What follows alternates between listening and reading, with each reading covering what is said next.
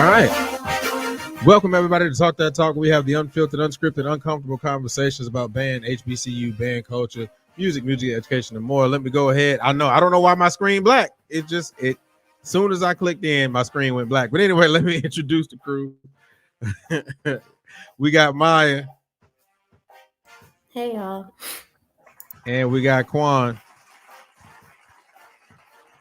And my screen is black.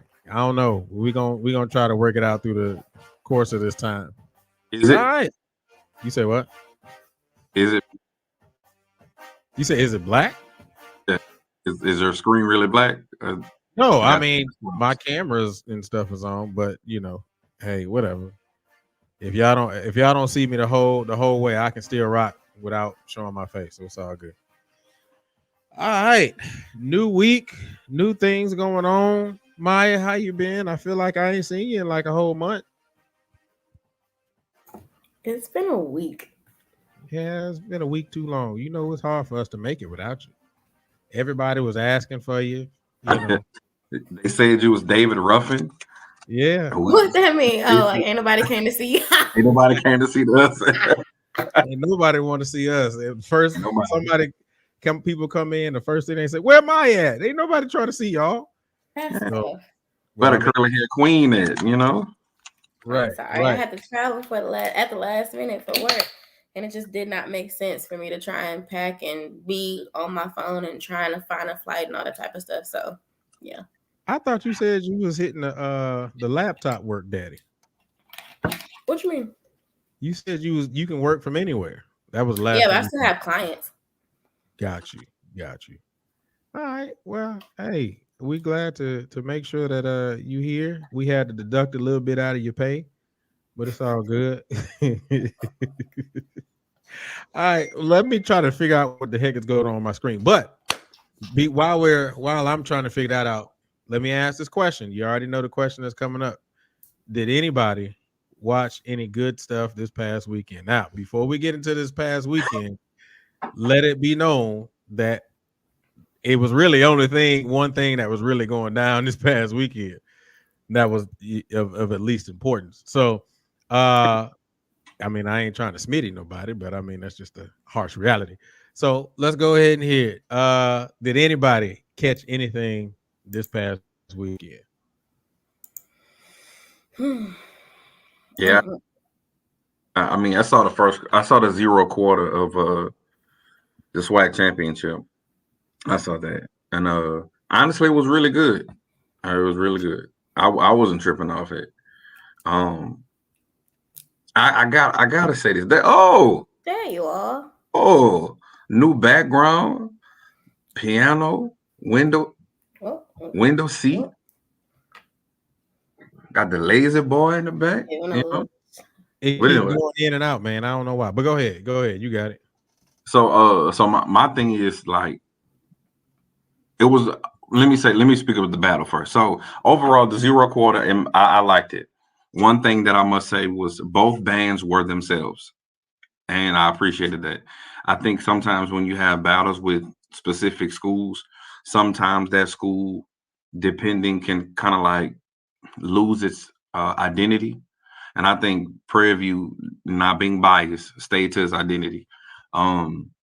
Of course, they play. I believe that was the Gargoyles theme. I thought that was dope. I thought that was different. Jackson State was going to be Jackson State. When they blew their rap tunes, they blew them. But it didn't like sway Prairie View to play something outside of their character. You know what I'm saying? Like they played what they knew. I feel like they played what they played was well. Overall, great zero quarter. But I gotta say this, bro, and maybe I don't know the topics for tonight, but I gotta say this.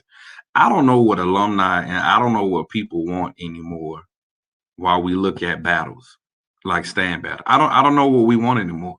Like I'm just to a place where it's like I was gonna bring it up, but go ahead, you got it. I just don't know like what we want as a people. Like when we talk about band in the stands anymore, it's like you had two great bands who have two different identities were just playing. But, because one band isn't loud enough, because one band didn't quote unquote play or follow a rap tune just like the other band did, that band is trash.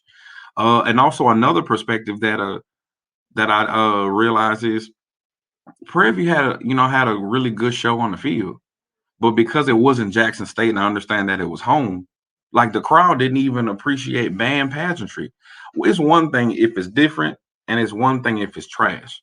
Like I like I just don't get it no more. Like, what do we want, bro? Like, we're talking. What are we asking these bands to do to pay almost $100,000 to travel to get nothing? The whole purpose of what we do is to perform, and we're not even getting that.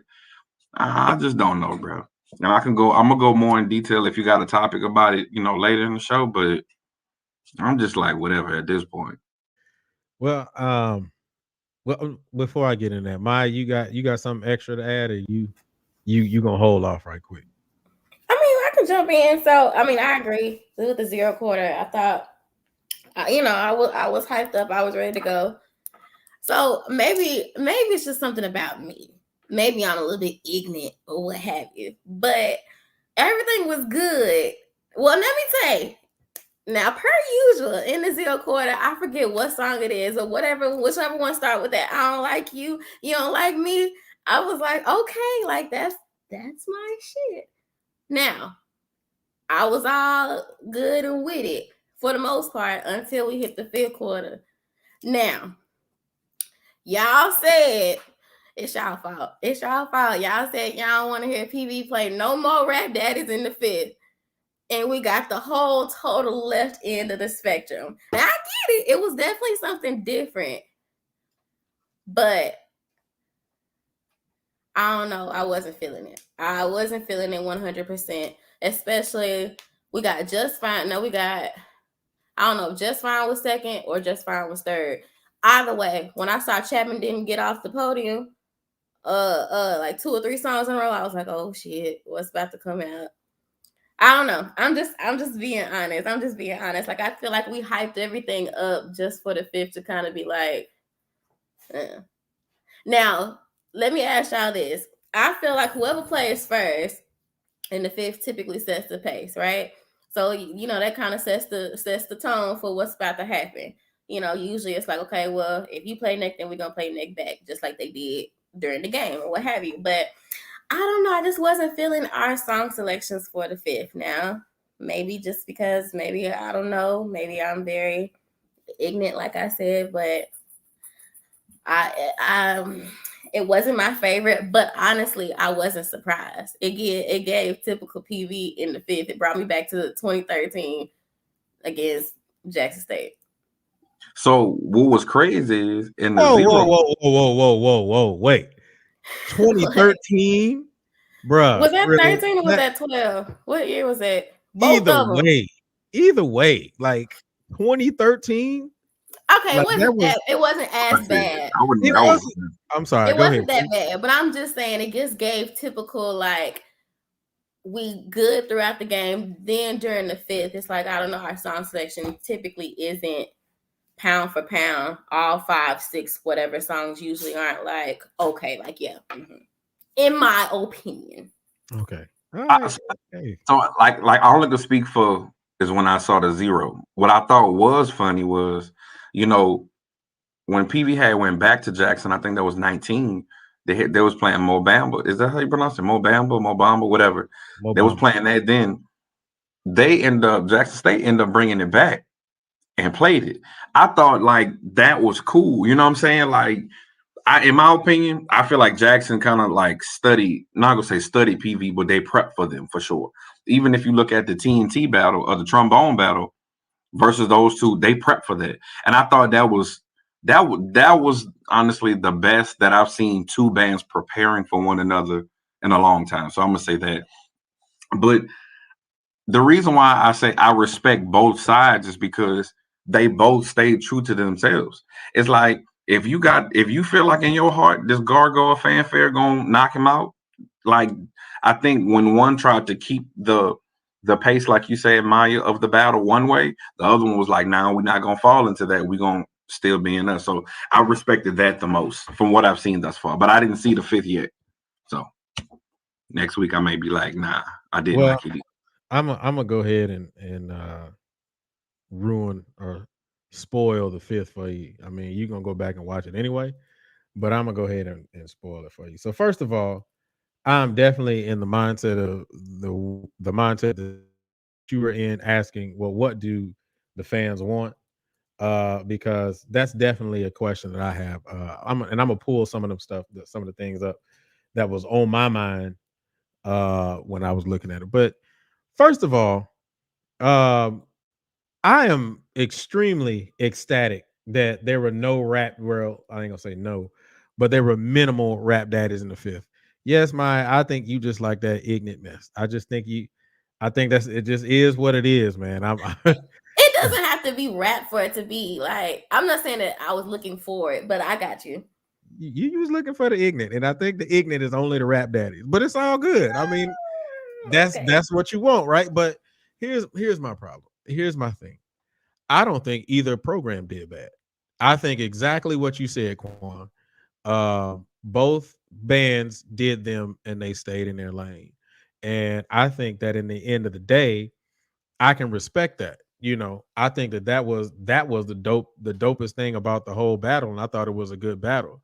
One of the issues that I took was when I read these comments, and I typically don't read the comments, but I just happened to peruse the comments this time. I can't for the life of me figure out, and somebody maybe can help me with this. Maybe somebody in the chat, somebody can really help me out with this. What the hell is an elementary arrangement?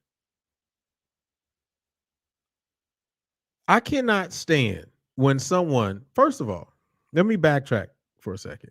I can't stand when somebody who has absolutely no arranging background whatsoever can make a comment about an arrangement being elementary. But my second thing is, what the hell is an elementary arrangement, especially in the SWAC? Like whole note, half note, quarter note, eighth note. I don't really hear too many. You may get a triplet, right? You may get some triplets every now and then, right? But for the most part, I don't hear trombone players in the SWAC playing anything that's difficult outside of a whole bunch of whole notes, and you may get a couple of, 16 note rhythms here and there. But what the hell is an elementary arrangement? I really need to know. Somebody in the chat, one of y'all help me out and explain exactly what an elementary arrangement is, because I got to know. Somebody. Let me look in this chat. Let me see. Somebody said when it's not blowing. That is the equivalent of an elementary arrangement. Wow. What were they referring to? I think they're being facetious though. I think they're right though. When it's not blowing, see, there go my camera again. When it's quote unquote not blowing, obviously that equates to an elementary arrangement, because that was some of the stuff that I was seeing, and I was like, bruh, what did you hear the arrangement that they played before then? Like the technicality in the arrangement wasn't no different than the other one. So I don't know, man. I knew you were kidding, man. Let's see. Block chords lacking, counter melodies, simple rhythms, no elaborated parts, no root, no heaven, singing mellow parts. Yeah, I don't know, man. I don't really understand, but I think that's the biggest slap in the face that you can probably give, is to say that somebody's arrangement is an elementary arrangement, and every dang near 95% of the arrangements, especially coming out of the SWAC, all have whole notes, half notes, quarter notes. That's all elementary. Julie, you talk about the comments. Somebody on YouTube said PV needs some new arrangers, and whoever posted it, the video basically was like, "Well, thank you, sir. I'll let the people know when we give a damn." God damn, these comments is crazy, bro.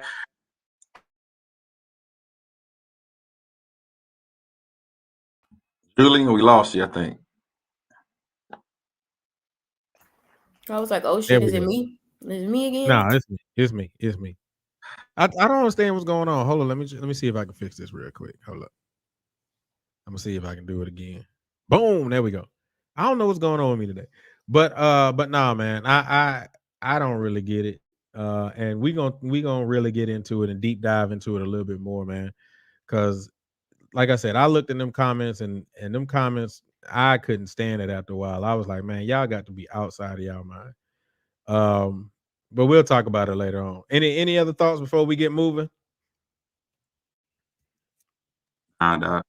Smashing the ruffles. I bet you can't eat just one. Now she can't. That's why I got a second bag ready when I finish these. Oh my gosh! Hold up, is that the sour cream, daddies? Yeah, you phony because that sour cream was phony.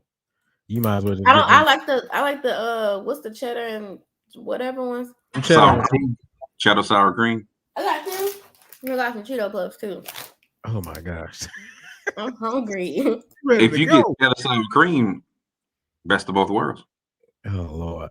All right, man. Let's keep it moving, man. So if you're just tuning in, welcome everybody to Talk That Talk. We have the unfiltered, unscripted, uncomfortable conversations about band, HBCU band culture, music education, and more. As soon as you come in, go ahead and click that like button. Let's get these likes up, man. It don't cost nothing to click a like button. It's free. It don't charge you nothing, man. Go ahead and click that like button. Also, please make sure that you subscribe to the channel. Turn on notifications. All right.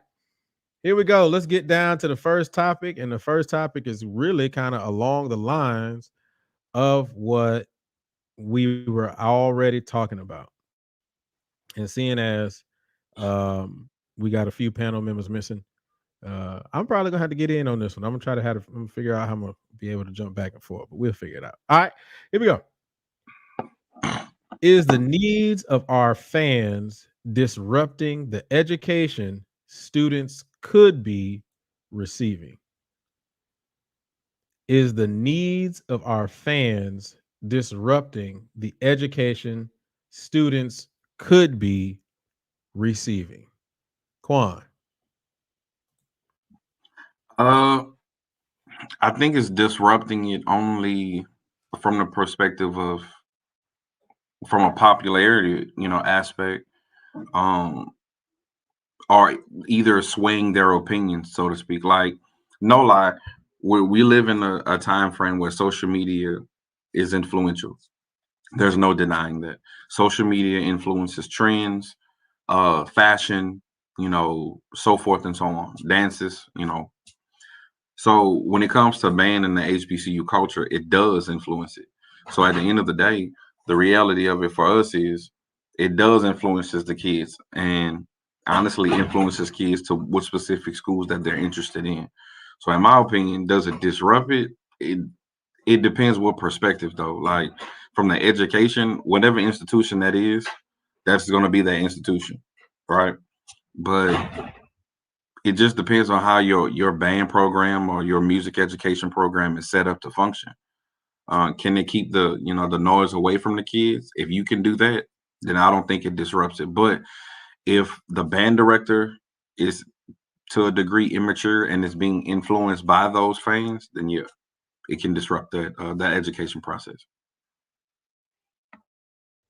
All right, Maya. Is the needs of our fans disrupting the education our students could be receiving?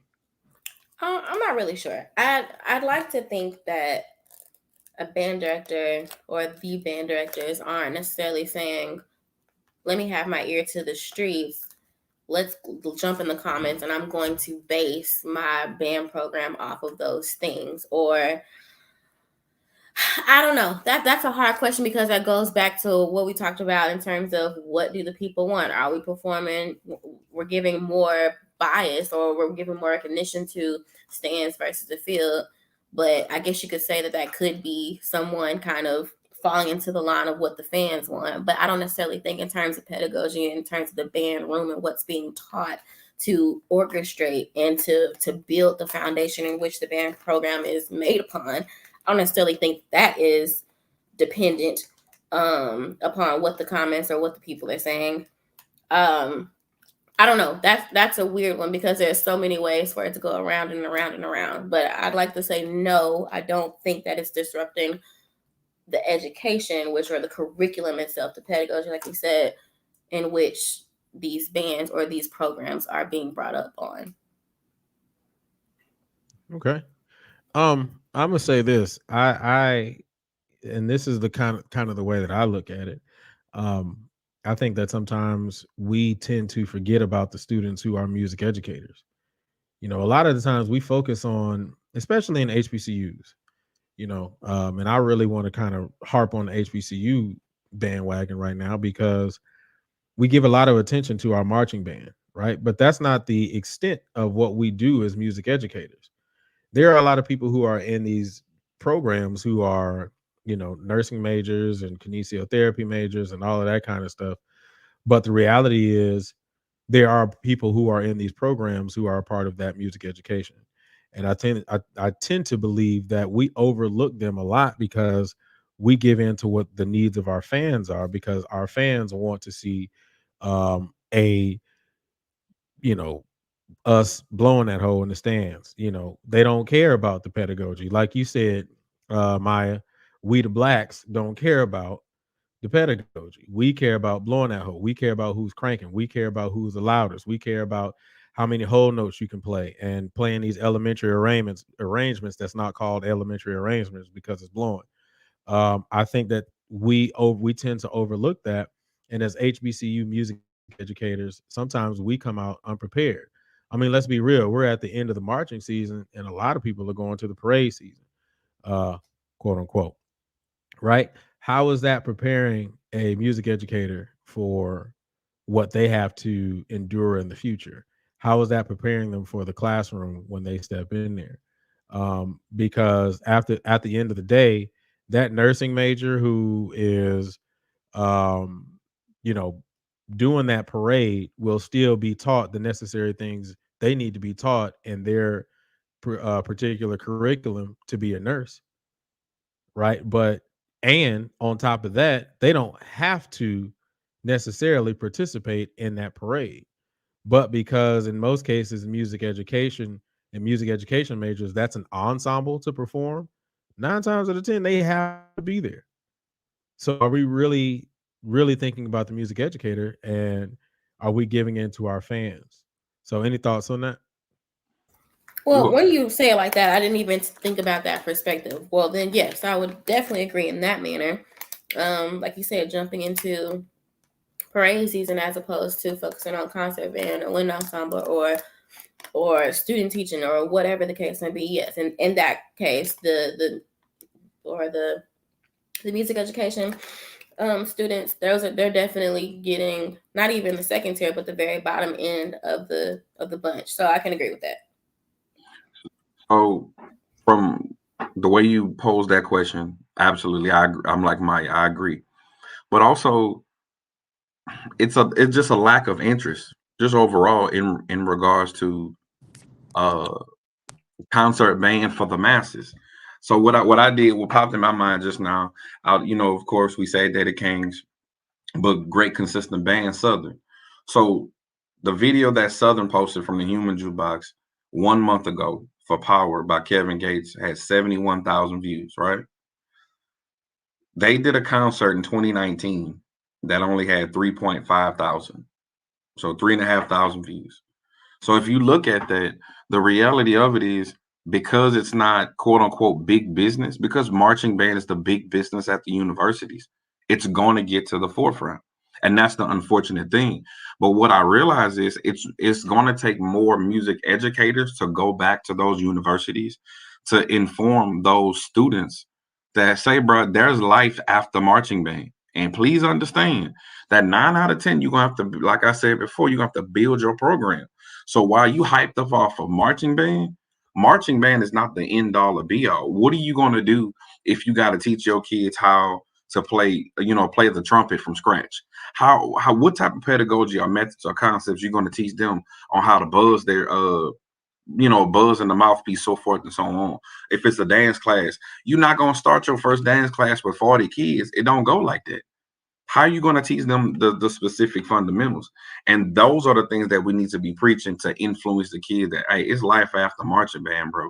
If I know what I know now, I would have only marched 2 years possibly in the band and focus the rest of my time at Prairie View on the education aspect, because it's so much you lack. Because as a kid, you don't know that. You just having fun with your people.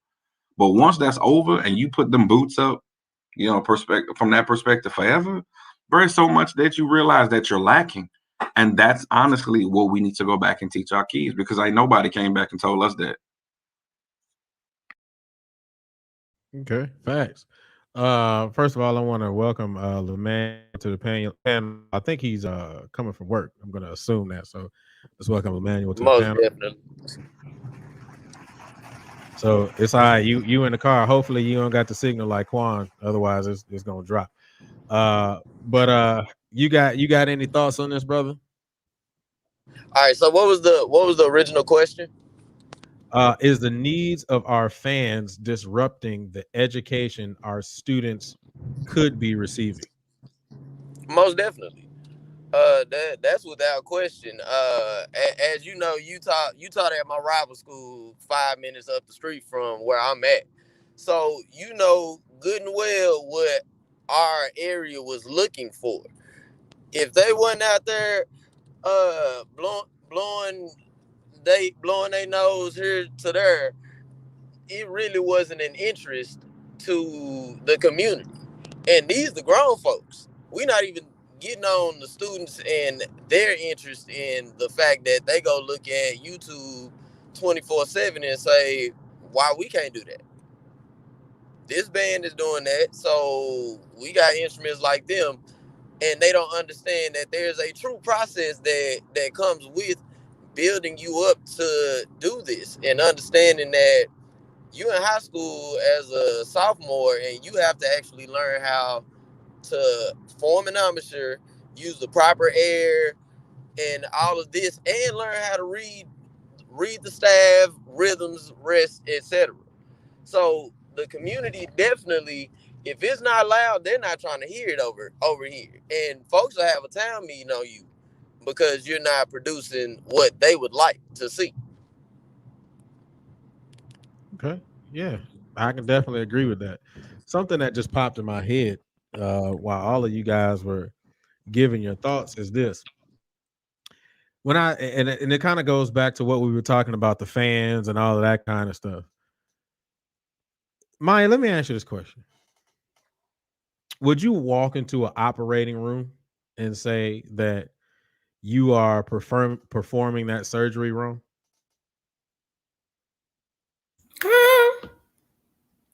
Would you walk into an operating room and say that you are performing that surgery wrong?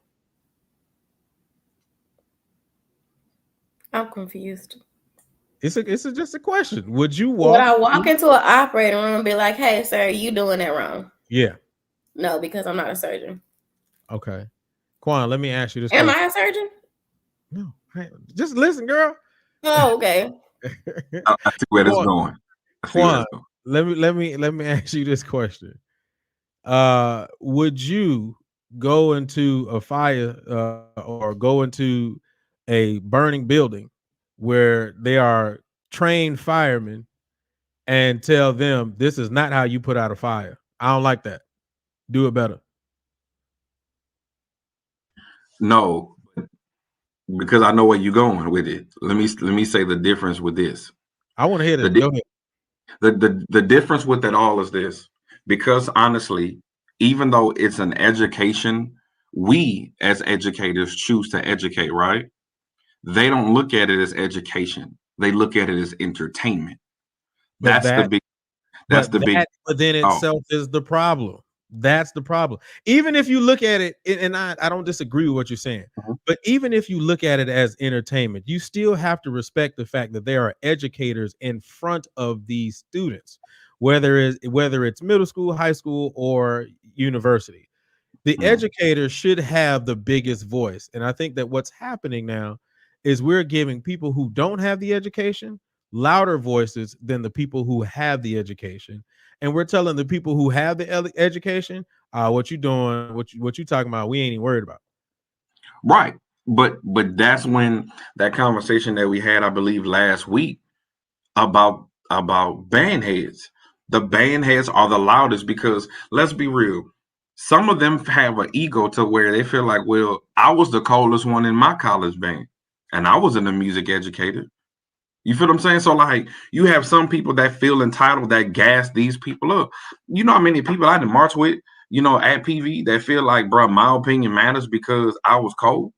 And so too many people, and let's be real, let me say it like this. So Julian, you were an outstanding player, right?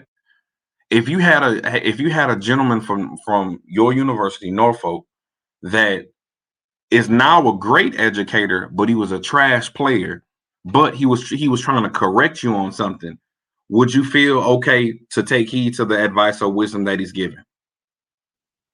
I'm gonna be honest with you. I'm gonna keep it 100. I would actually listen to his group first. Well, you different because most people will be like, bro, get the hell out of my face. You was trash in school.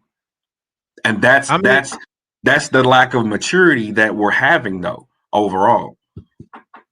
I mean, I'm gonna tell you like this. There are some great people. There are people out there who are great musicians, but just terrible teachers.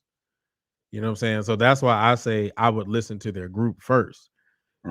But I don't disagree with what you're saying because that kind of goes back to that conversation that we were having last week with Justin, where he said he wouldn't listen to. I don't think were you on that call still in the after party when he said that he wouldn't listen to an opinion of a person from a band that was like Bowie.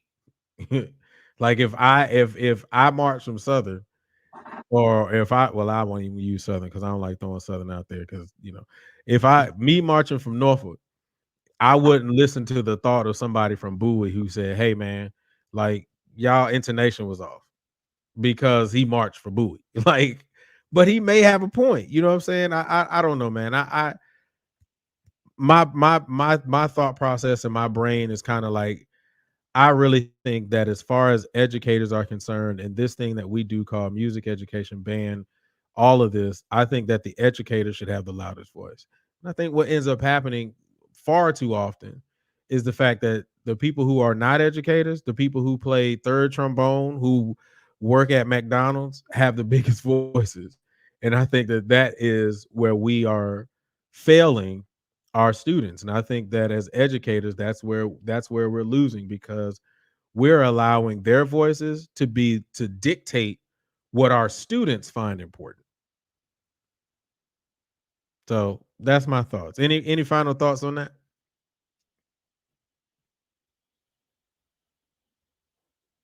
Oh shoot, I didn't look up, my bad. I guess not. All right, cool. So hey, maybe we move through this. All right, good. All right. So let's do it right. If you're just tuning in, welcome everybody to Talk That Talk, where we have the unfiltered, unscripted, uncomfortable conversations about band, HBCU band culture, music education, and more. Please make sure that you go ahead and click that like button. It's free. Hey, as a matter of fact, let me go ahead and stop this real quick before I keep doing my little spiel.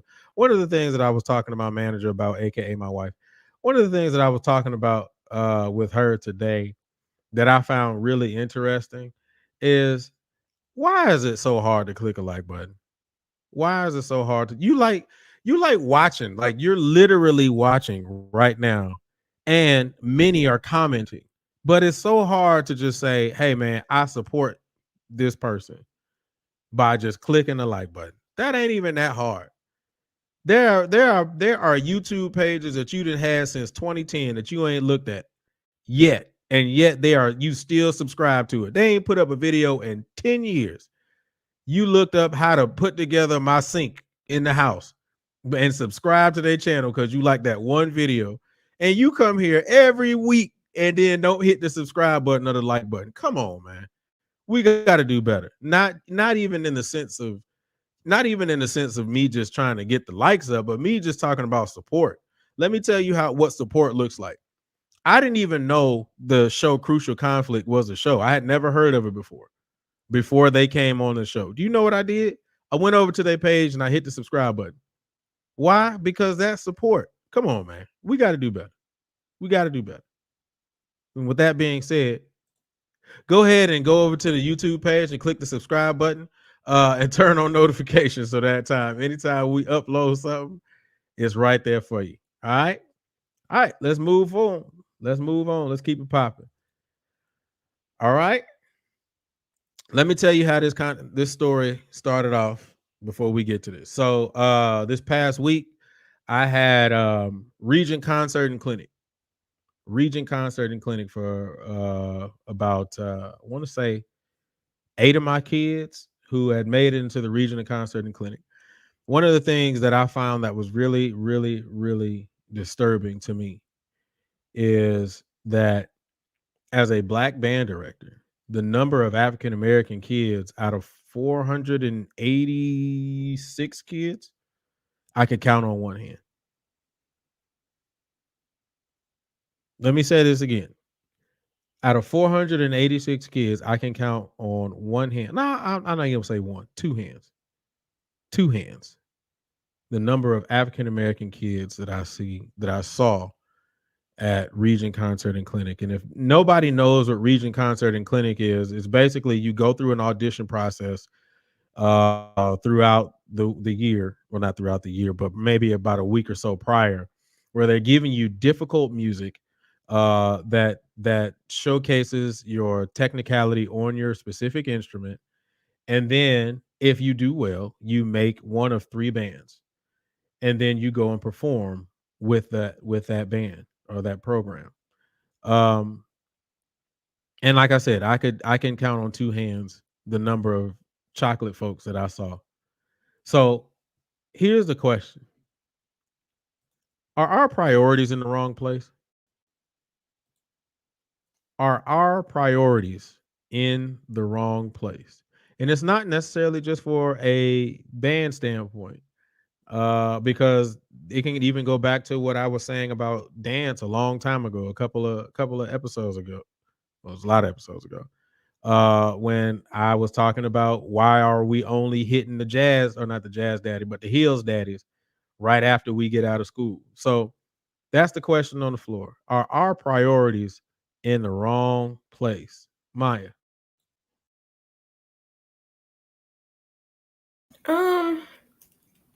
I don't know. I like to. What do you mean by that? Like, can we take it a step deeper? Because my initial thought is it's off of influence, and we like to do things that we see those around us are doing, or what's getting the praise. And typically, the Blacks are not in the arts in itself. So, as kids, and especially men, if you're Black, you probably need to be playing sports. You're supposed to be playing basketball, football, whatever the case may be. And a lot of those things aren't necessarily pushed or motivated by our parents and by our community. So I think that if I'm thinking about it the right way, that has something to do with it. My perspective is a little bit swayed because every band program that I've been in has been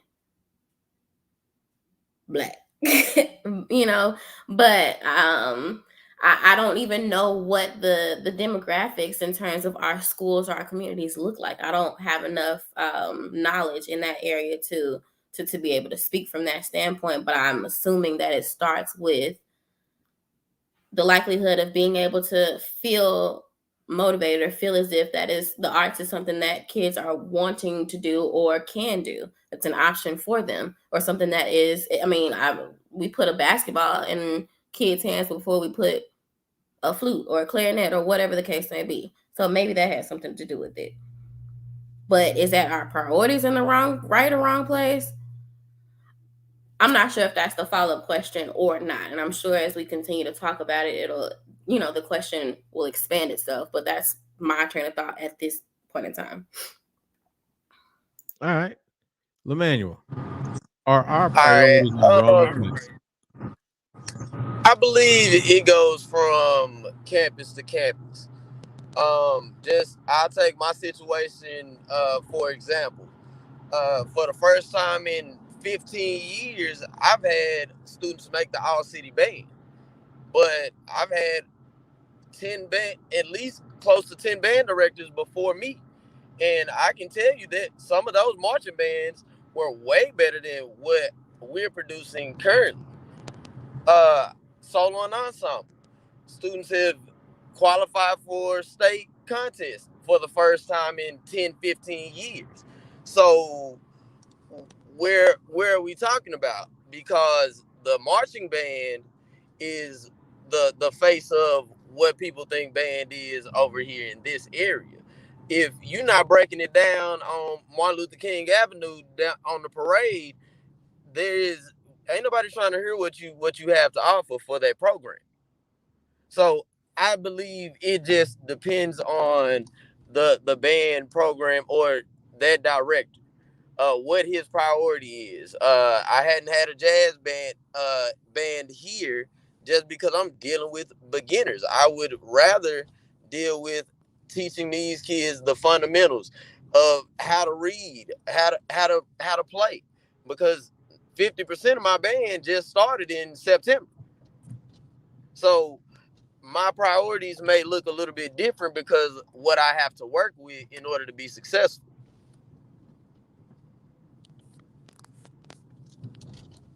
Quan, are our priorities in the wrong place? So for me, like we was just saying, I think this is something that's somewhat subjective, pending the area that you teach or reside in. So let me say that. I think and I'm not going to, be immature and say in all urban areas either, because like one thing that I've learned is through the conversations is I'm kind of going to be like Rick. There are some great bands out there, so their priorities are in the right place. But I must say that from my experience and what I've seen, our priorities are wrong from the elementary perspective because we're not introducing students to music in an adequate program early enough. And what I mean by that is when was the last time you saw an astounding ORF program? When was the last time that you saw an astounding recorder ensemble?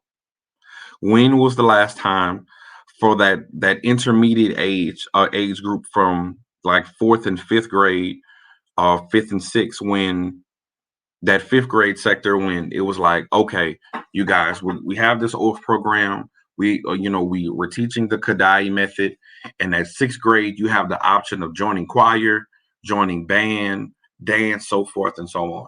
When was the last time that we actually saw that? And I'm only going by my experience. So if your priorities is wrong from the elementary, by the time you get to middle school, honestly, you see this growth in middle school and then this shrinkage when it wants to get back to high school, because then you give them more options. So I think, my opinion, if you introduce them to it earlier and you give them the appreciation of love for music, regardless if you're not trying to major in music, but you just have a fond appreciation for music and different kind of music that respects all cultures, all walks of life, no matter if the demographics of your school is predominantly Black, predominantly Hispanic, predominantly white, so forth and so on. You have a different, honestly, viewpoint and perspective of life, as well as you just love music in a different point of view. I think our priorities are wrong there. And if it starts early, if we introduce in a better manner there, I think honestly we would have, in my opinion, from a vertical aspect, better band programs, better overall comprehensive concert band programs overall. So in my opinions, if our priorities is wrong anywhere, it's wrong there first.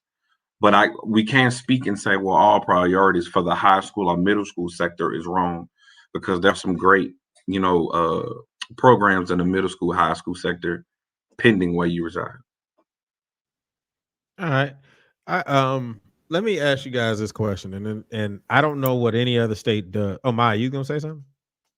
Yeah, I was gonna ask, is art not, and maybe this is classist, but is art not a credit or something that has to be part of the curriculum in middle school and high school? Well, at least middle school or elementary school. Is that something that typically is not offered, or is that considered an elective, or what does that look like these days? You want to answer that, Julie? Well, I was gonna say, according to the ESSA, you have to have a fine art, basically, period. So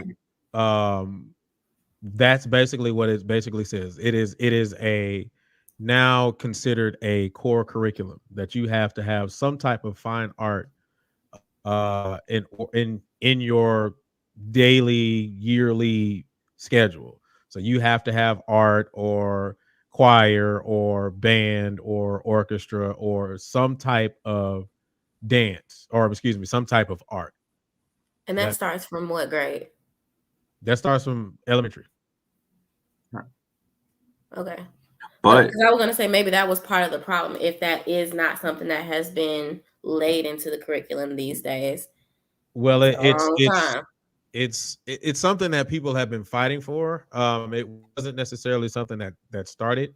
That was mandatory, but now because of ESSA and the work that has been going on with NAFME, now it's something that is actually a requirement. But here's the thing though. So, but it's one credit. So understand that you get a half a credit in the fall and half a credit in the spring, and you're done. Okay, that's what I was going to ask. Is it ongoing? Like, is it yearly after that? No, because and a lot of schools, like I said, I'm gonna speak for Texas, and of course, like you have those pathways, right? So your pathways, honestly, the way you graduate depends on some students that can graduate with associates and so forth and so on. Most kids don't even know that you can graduate with a fine arts pathway, meaning you can be in band all 4 years, or you know what I'm saying? It's like, but that's knowledge from the counselors that sometimes, not disrespecting them, but they don't even know. You know what I'm saying? So it's like and honestly, a lot of the times, bro, people don't know the type of money or of scholarships that you can attain from being in band, from being in dance, because a lot of the time they see only the big money from the athletics and sports. But you 5'2", bro. It's okay. Your jump shot is not good. You know what I'm saying? It's like we don't get that, but it goes back also to the question: is that band director? And let me rewind this to answer your other question, Maya. When it comes to that fine arts, you have quote unquote 9 out of 10. If it's the band director there, if you don't want to be in band, you're gonna teach music appreciation, which is a throwaway class. Being honest, let me not say that. Not a throwaway class, but a lot of the kids, they don't want to be in that class. So it's like, what do you do with that? Like, Bro, keep it a buck. It's a throwaway class, because what happens is you get a music appreciation class, and then all of a sudden they throw random kids in there. It's not kids who actually care about their appreciation of music. It's, hey, this kid had this attitude problem, and he just transferred to the school. We need a class to put him in. He don't want to go to choir. He don't want to go to art. Hey, let's just throw him in here. That's basically what music appreciation is. Let's keep it a buck now. Let's keep it a buck. Okay, so he's right. And so that basically that throwaway class, then you have to make a decision as an educator. Am I going to stress myself out for these 90 minutes or 45 minutes every day with this student that I know doesn't want to be here? Because once they finish that, it's like they're done. So most teachers be like, hey, bro, hit this solid 70, get up out of my face for this year, and I ain't got to deal with you no more. But your class may have 40 kids just like that. So, along with all of this stuff that we've been talking about, something just popped into my mind, right? So let me ask you this question, and I can only go from Texas understanding. Somebody who's in a different state. I know Crystal, I see her in the chat. Jared, I see him in the chat. So if y'all got some thoughts, y'all can chime in on that. But let me ask you this question, because we talk about this as music educators a lot when it comes to standardized tests, but we don't talk about this when it comes to UIL. Are we teaching to the test? Like, think about it.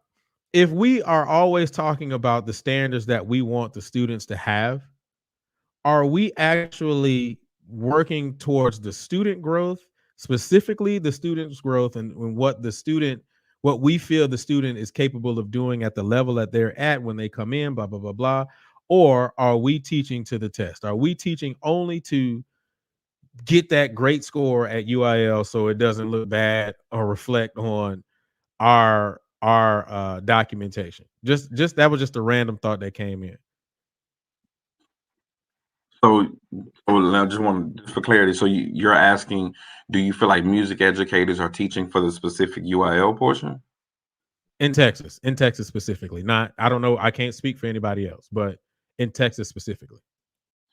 I wouldn't say it like that from that perspective, because, for example, whatever pieces that I've selected for like concert and ensemble, it has specific objectives that I'm looking at from a specific group. But before you keep going, let me ask you this question. Could you achieve the same thing doing the things that the students would prefer to be doing versus the thing that UIL wants you to do? So let me ask you this question. If you can teach tone quality and attacks and articulation and attacks and releases, vowel shapes, and you can also teach rhythms and great rhythms by playing a Ariana Grande song versus, you know, a William Owen song that the students probably don't want to play anyway, but you also know that that's what's on the PML, then are we teaching to the test, or are we actually thinking about the student and the student growth and the needs of the student? Just a thought. I think you can still do both, in my opinion, because for me, not at this particular school, but at my previous school, when we used to participate in UIL and then the festivals, I would have 10 songs on the table and be like, y'all, let's listen to all of them. I would think about their cultural relevance. I would think about, is it? Go ahead. But were those 10 songs from the PML? Yeah.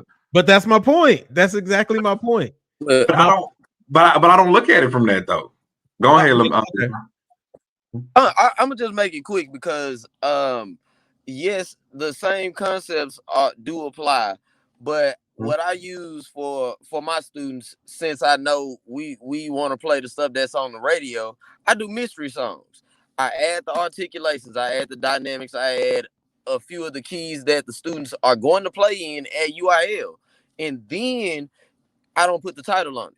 So when I pass it out, regardless of whatever it is, you still have to use the same common sense or the same band sense that you would have to use at UIL. That is the only way that, I have to teach beginner band from jump. So this is how I have to get them tied in. I give them some easy tunes and I just take the titles off. You still have to use dynamics, articulation, centered pitch. You have to use all of these things to sound good regardless. So I don't necessarily feel like I teach to the test, but yes, we do sight read, the William Owens tunes and all of that. We use those as well, but it's more so, can you play these quarter notes, half notes, the syncopated rhythms, your basic syncopations, your time signatures? Can you get that done? If you can do that, it's still the same 12 notes and the Brandenburg Concerto or whatever other song you're trying to use. It's the same concepts. All right. Yeah, that was just a thought. It was just a thought. I wasn't saying nobody was wrong or right. Kept cutting me off though. Yeah, because you kept bringing up the same thing. I just was trying to get you to understand that I wasn't talking specific songs from the PML, because I mean, let's keep it 100. Mm-hmm. Like, these kids don't know these songs on the PML. They know the songs that's on the radio. They know the songs that they listen to in their headphones. They know the song that, they mama or they uncle was jamming when they was in the car. So if that's the case, my question, that's why you kept reverting back to the PML. And I was just trying to say, but if it's on the PML, to me, that's teaching to the test, and just in my thought process. So that's why I'm asking, is that what you were talking about? But yeah, I got it. So because I think Lemanuel said the same thing you were trying to say. Yeah, but then we can't speak about exposure too, though. Like it should be a balance though, because we just was saying that, well, we don't expose our kids like to everything. The whole point is that they're well balanced. Like let's be real. Like Rick introduced me to Moonchild when he spoke about it. Nah, I don't listen. I listen to mostly the same thing that I've been listening to. You know what I'm saying? So when he said Moonchild, well, let me go look him up. Let me go look up Thad Jones. Let me go look at these people. The reality of it, I wasn't exposed to it. So because he exposed me to it, now I'm a fan of these people. I've been listening to the other side every day since then. But it's the same situation with the kids.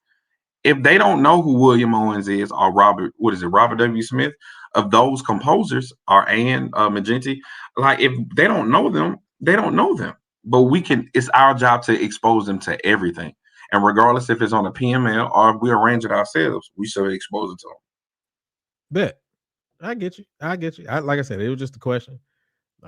Just a thought that I had to put out there. You defended it very well. You stood on your ground. That's what I like, man. You stand on your square. That's all I ask, man. Even if you in the comments, man, and we asked you to come in, the only thing I ask is you stand on your square. Don't be trying to change up just because Maya said no. All right, let's keep it moving, man. If you're just tuning in, welcome everybody to Talk That Talk. We have the unfiltered, unscripted, uncomfortable conversations about band, HBCU band culture, music education, and more. As soon as you come in, go ahead and click that like button. We want to get these likes up. We want these likes to match the number of views that we have. So go ahead and get that like button. Also, go over to the YouTube page and subscribe to the. Jamar said something. Jamar, you made the comment to send everybody to the YouTube page. I always send people to the YouTube page while you are watching on Facebook. So you can't even say that. Anyway, those of you all who are watching on YouTube, go ahead and subscribe to the network and also turn on notifications. If you're on Facebook like Jamar, go over to the YouTube page and go ahead and subscribe to the network. Thank you. All right, let's keep it moving. Had to get that public service announcement. All right. The season's over for the most part, because I think we got the SWAC MEAC challenge, and that's about it, right? I think that's it. Who's in the SWAC MEAC, by the way? Is that still a thing? Wait, I thought that happens at the top of the season. Nah, it's a Celebration Bowl. Yeah, there you go. Celebration. So who is it? Jackson and is it Jackson? Yeah, Jackson and South Carolina State. Central. Yeah. So State. That's about to be trash. All right. Anyway, the season's over. So, did we lose more or gain more? Did we lose more or gain more? Maya. Lose or gain more what? Like, bro, your question really open-ended. I'm purposefully made that one open-ended.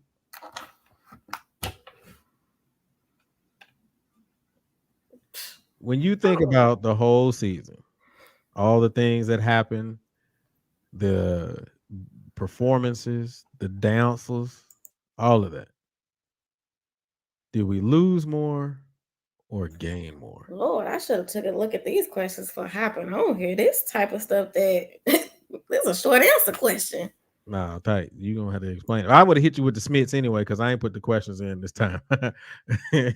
So my bad. Okay. I think I've kind of hinted on this in the past. I'll speak for auxiliaries in particular, or dance lines in particular. Shit. I'll speak majority for dance lines. I think that we've gained. I think in past, I don't even know where to go. There's so many things I could say. I feel like we're in a good place, right? I think that this season is definitely one of transition. I think when we think about schools like Alabama State, TSU,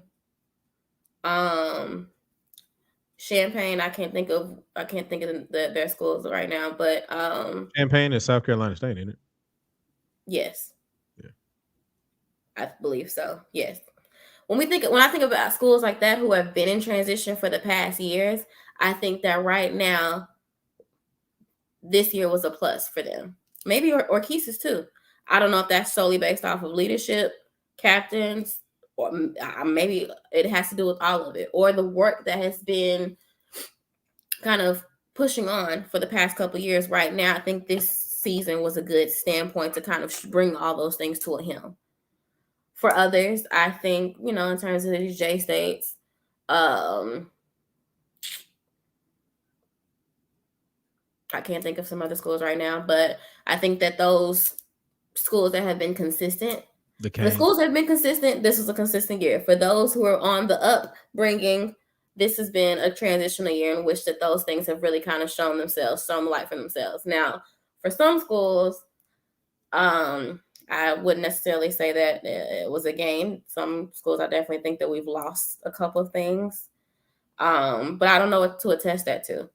I think that it's part of the naysayers or the band heads and really trying to people just I'm all over the place because I have so many thoughts in my head. This is so right and so wide. I just don't even know where to start. We'll get them out. But I'll say for the most part, we've gained, especially coming off of the pandemic.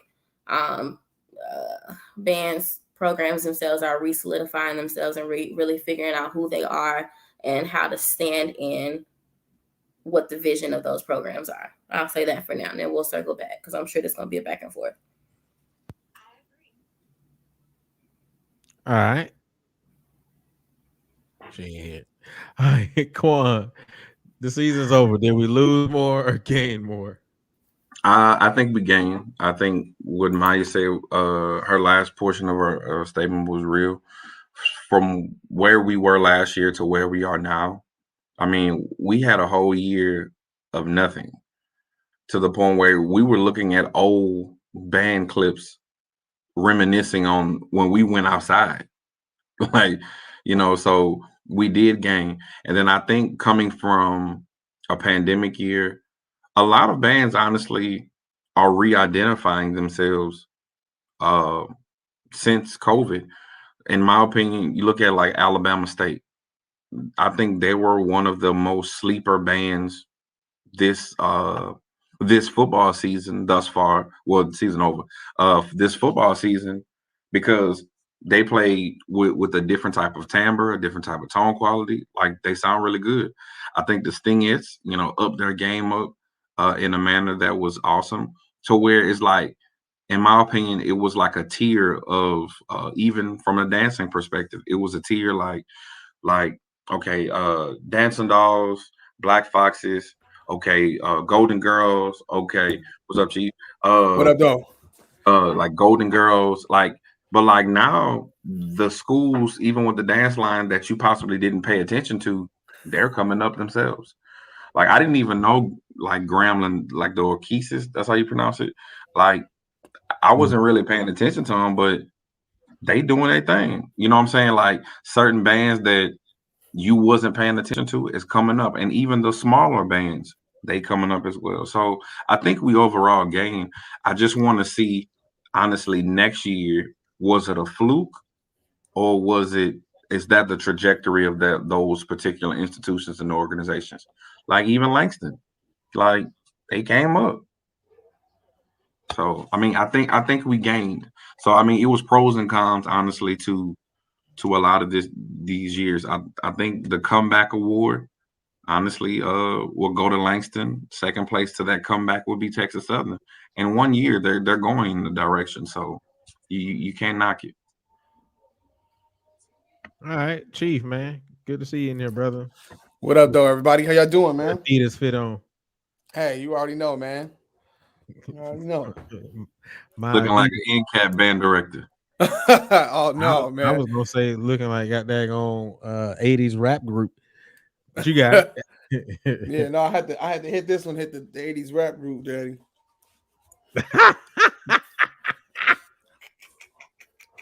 Yes, sir.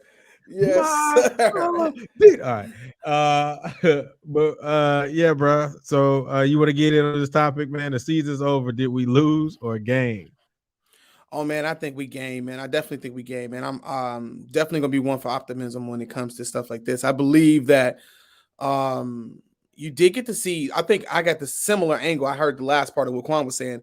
I got a similar angle. Just seeing bands that I haven't seen before was just refreshing for me, or bands that I feel like, are having a bit of a I don't know if it's a resurgence for their program. I don't want to just like diss programs because I don't know their history, but if it's resurgence or if it's just the fact that maybe some programs are just doing some things that new band directors and new leadership really gives them a different look. So I'm loving that, man. I'm really digging the fact that you have programs like Kentucky State that have last few years have really been doing great, man.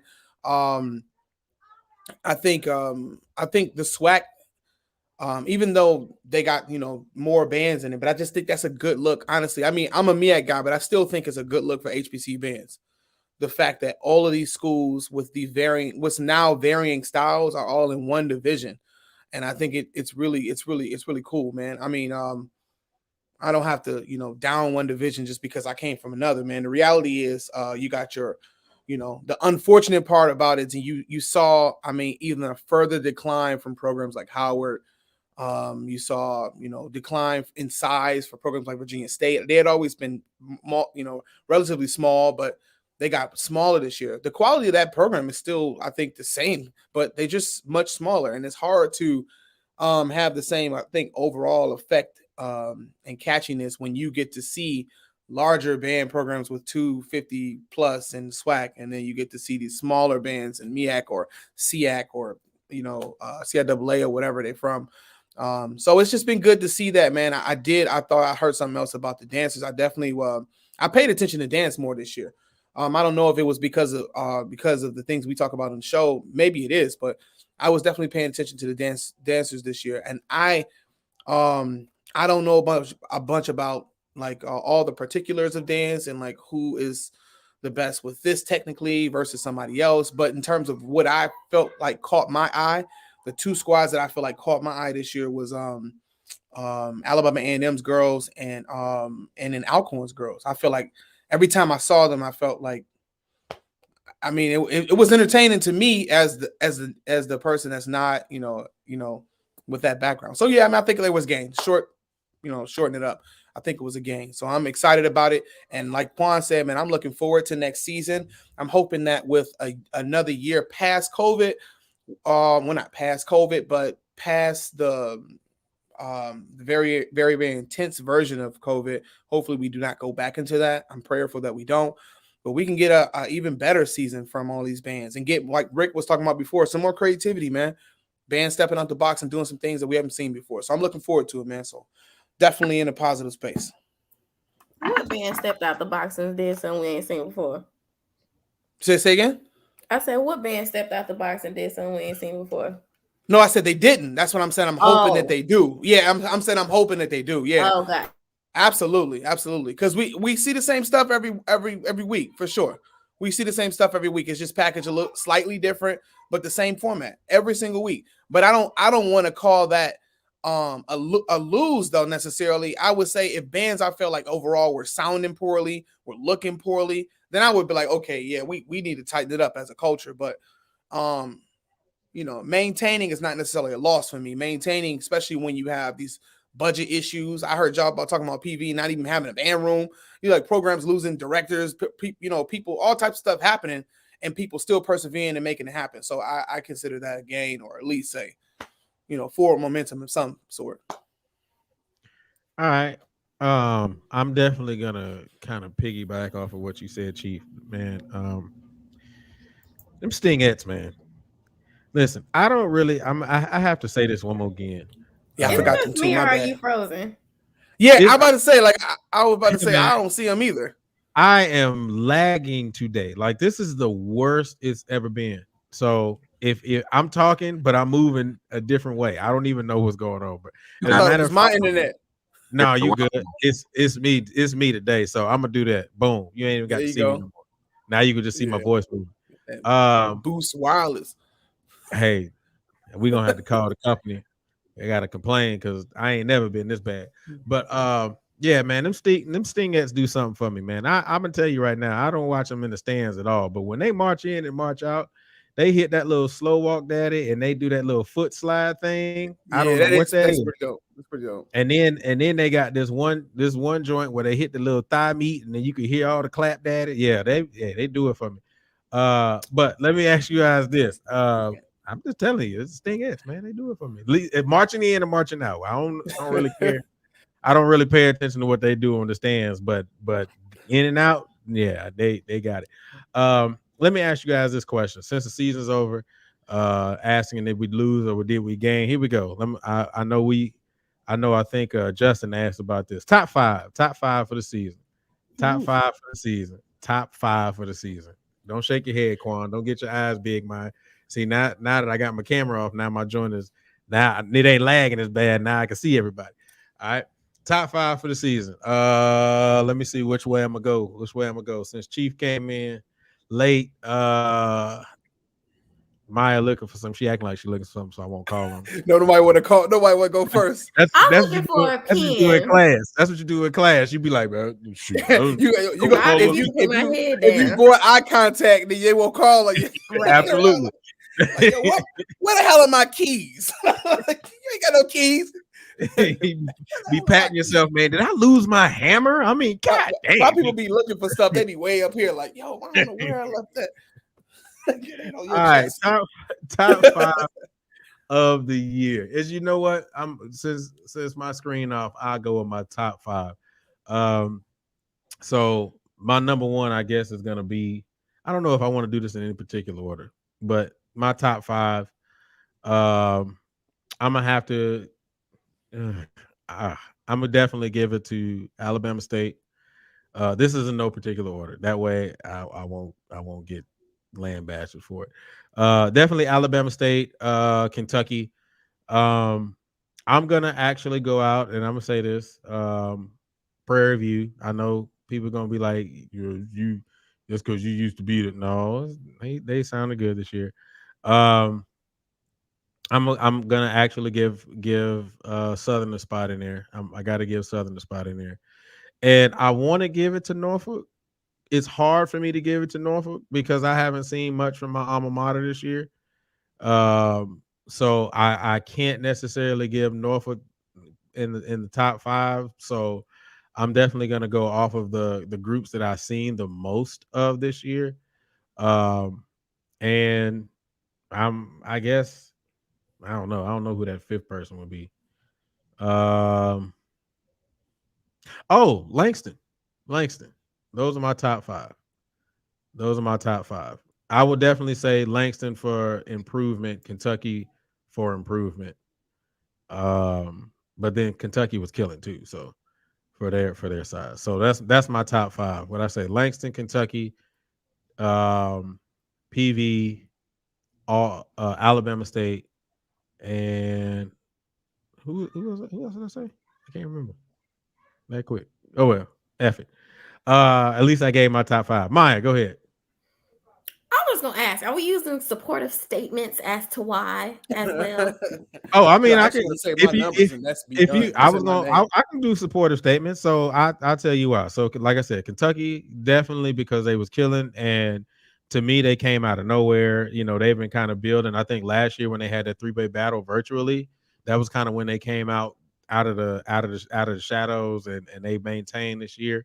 Alabama State, man, their cleanliness, their balance, their blend, their intonation, their attention to detail, especially as the fact that Alabama has never, well, I'm not gonna say never, but Alabama for a while to me has not sound the way that they have recently.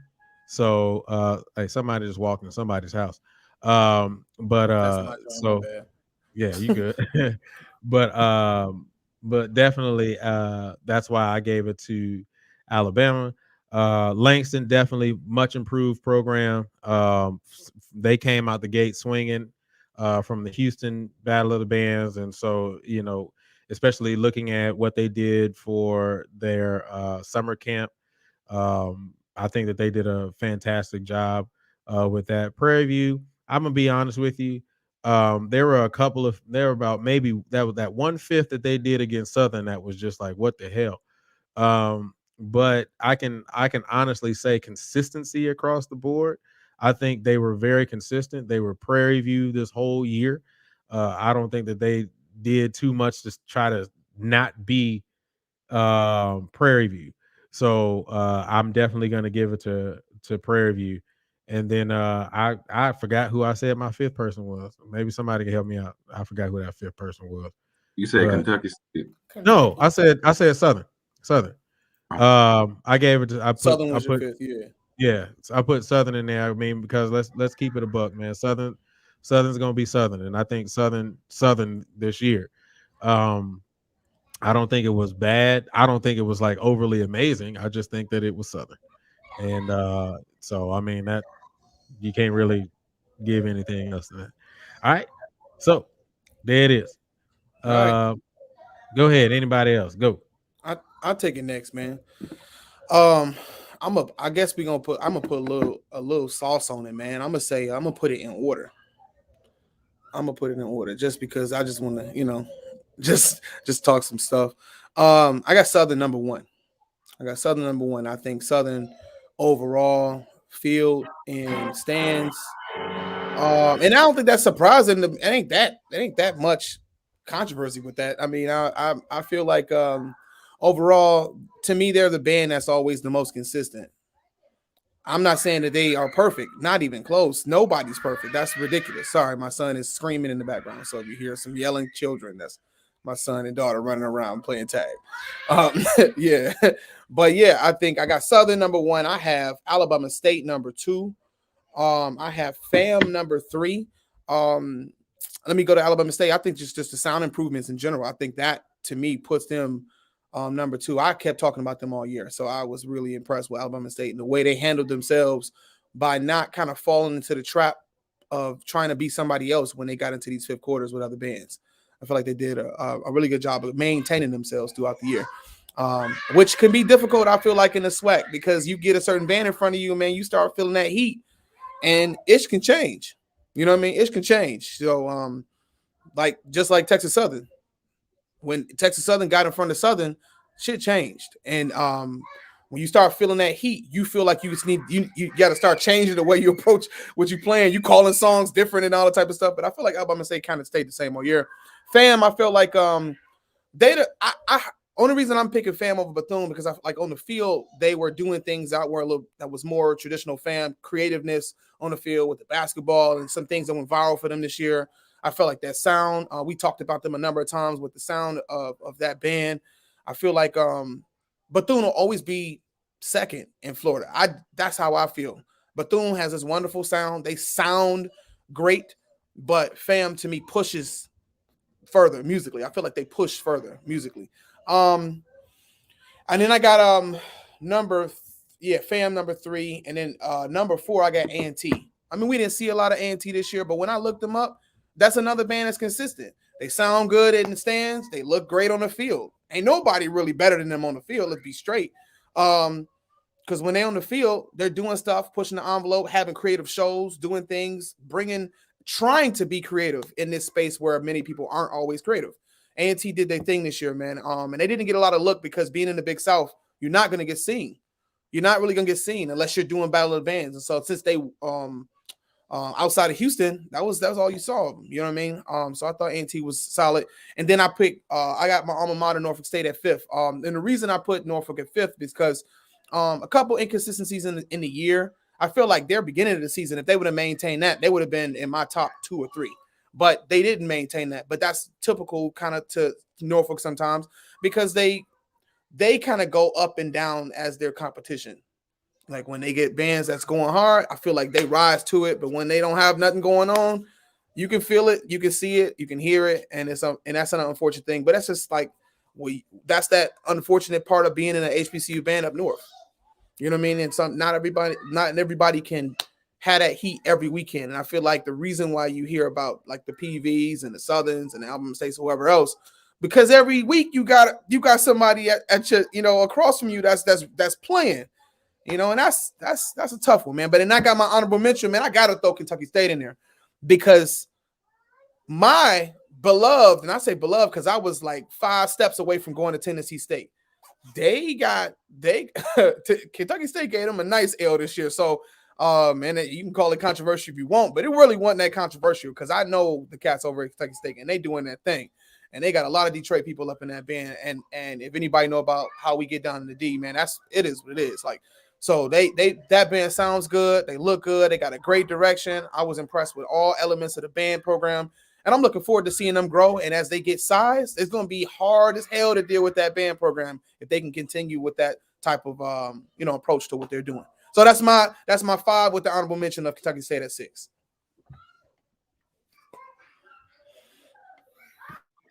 My bad. I'm hitting all kind of crazy buttons. My fault. All right, cool. I can rock with that. Quan. Top 5. All right. Yeah, here the controversy. All right, so my number 1 is Jackson State. Yeah, My number one is Jackson State. I just really like their energy, bro. I really do. I really like their energy, and I like their energy with their crowd. I'm being honest. I think since the Houston Nope. nigga, you cheeky. You cheeky. So my one is J State, real talk.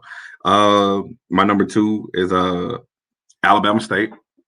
For all the reasons that we just basically said. I think Alabama State honestly was like this Alabama State, this version or rendition of them was different from years past. So very much so up there.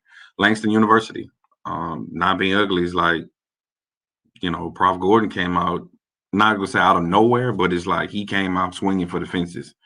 And I think he proved the point that he knows how to build a band program and is a respectable, has turned Langston around from the Langston that we've seen in the past to where, they're solid.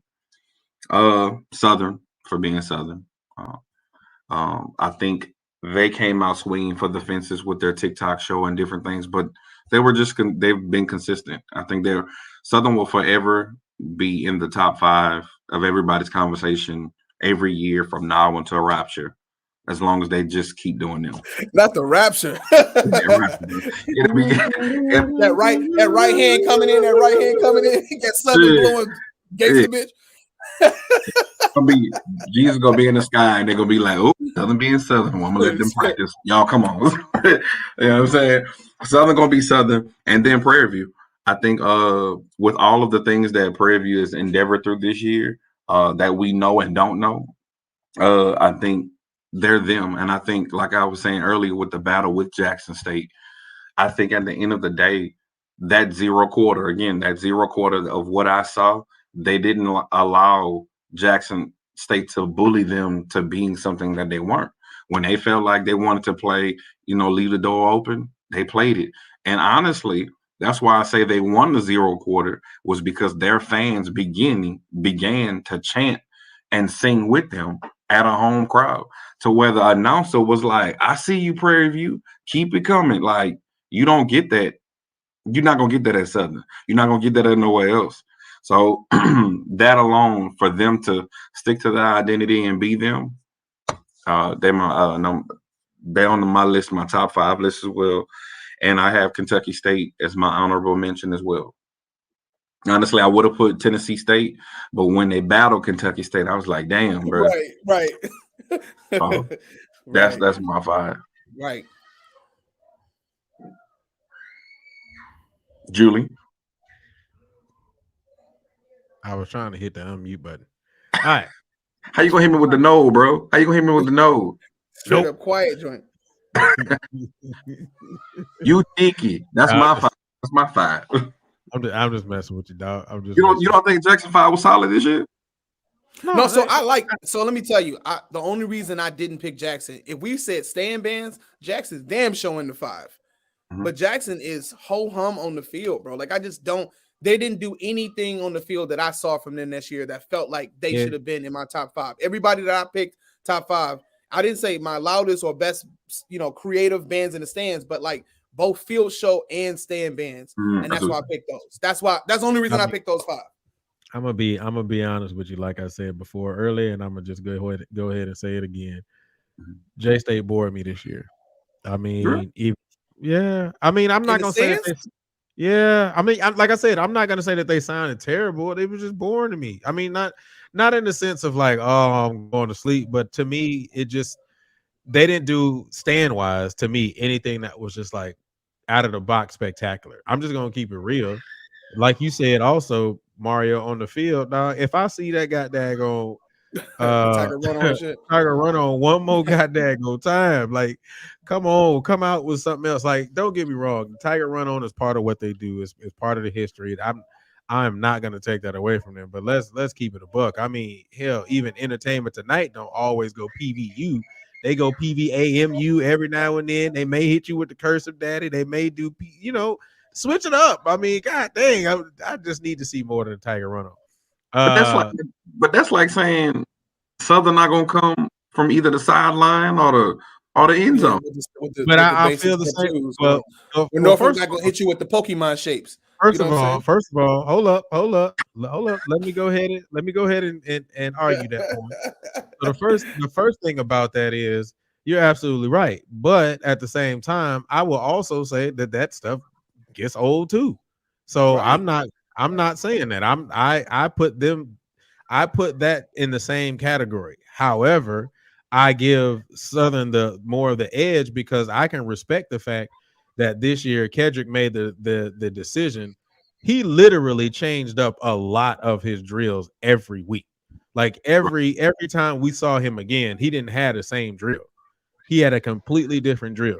Not I'm gonna come out, do the Tiger run on, spell JSU, and then that's about it.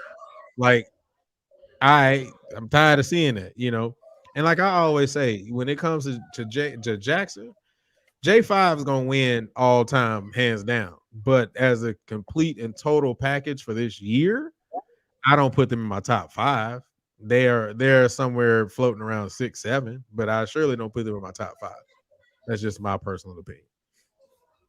Got you. Ain't that many bands, bro. Respect. But that's why I gave.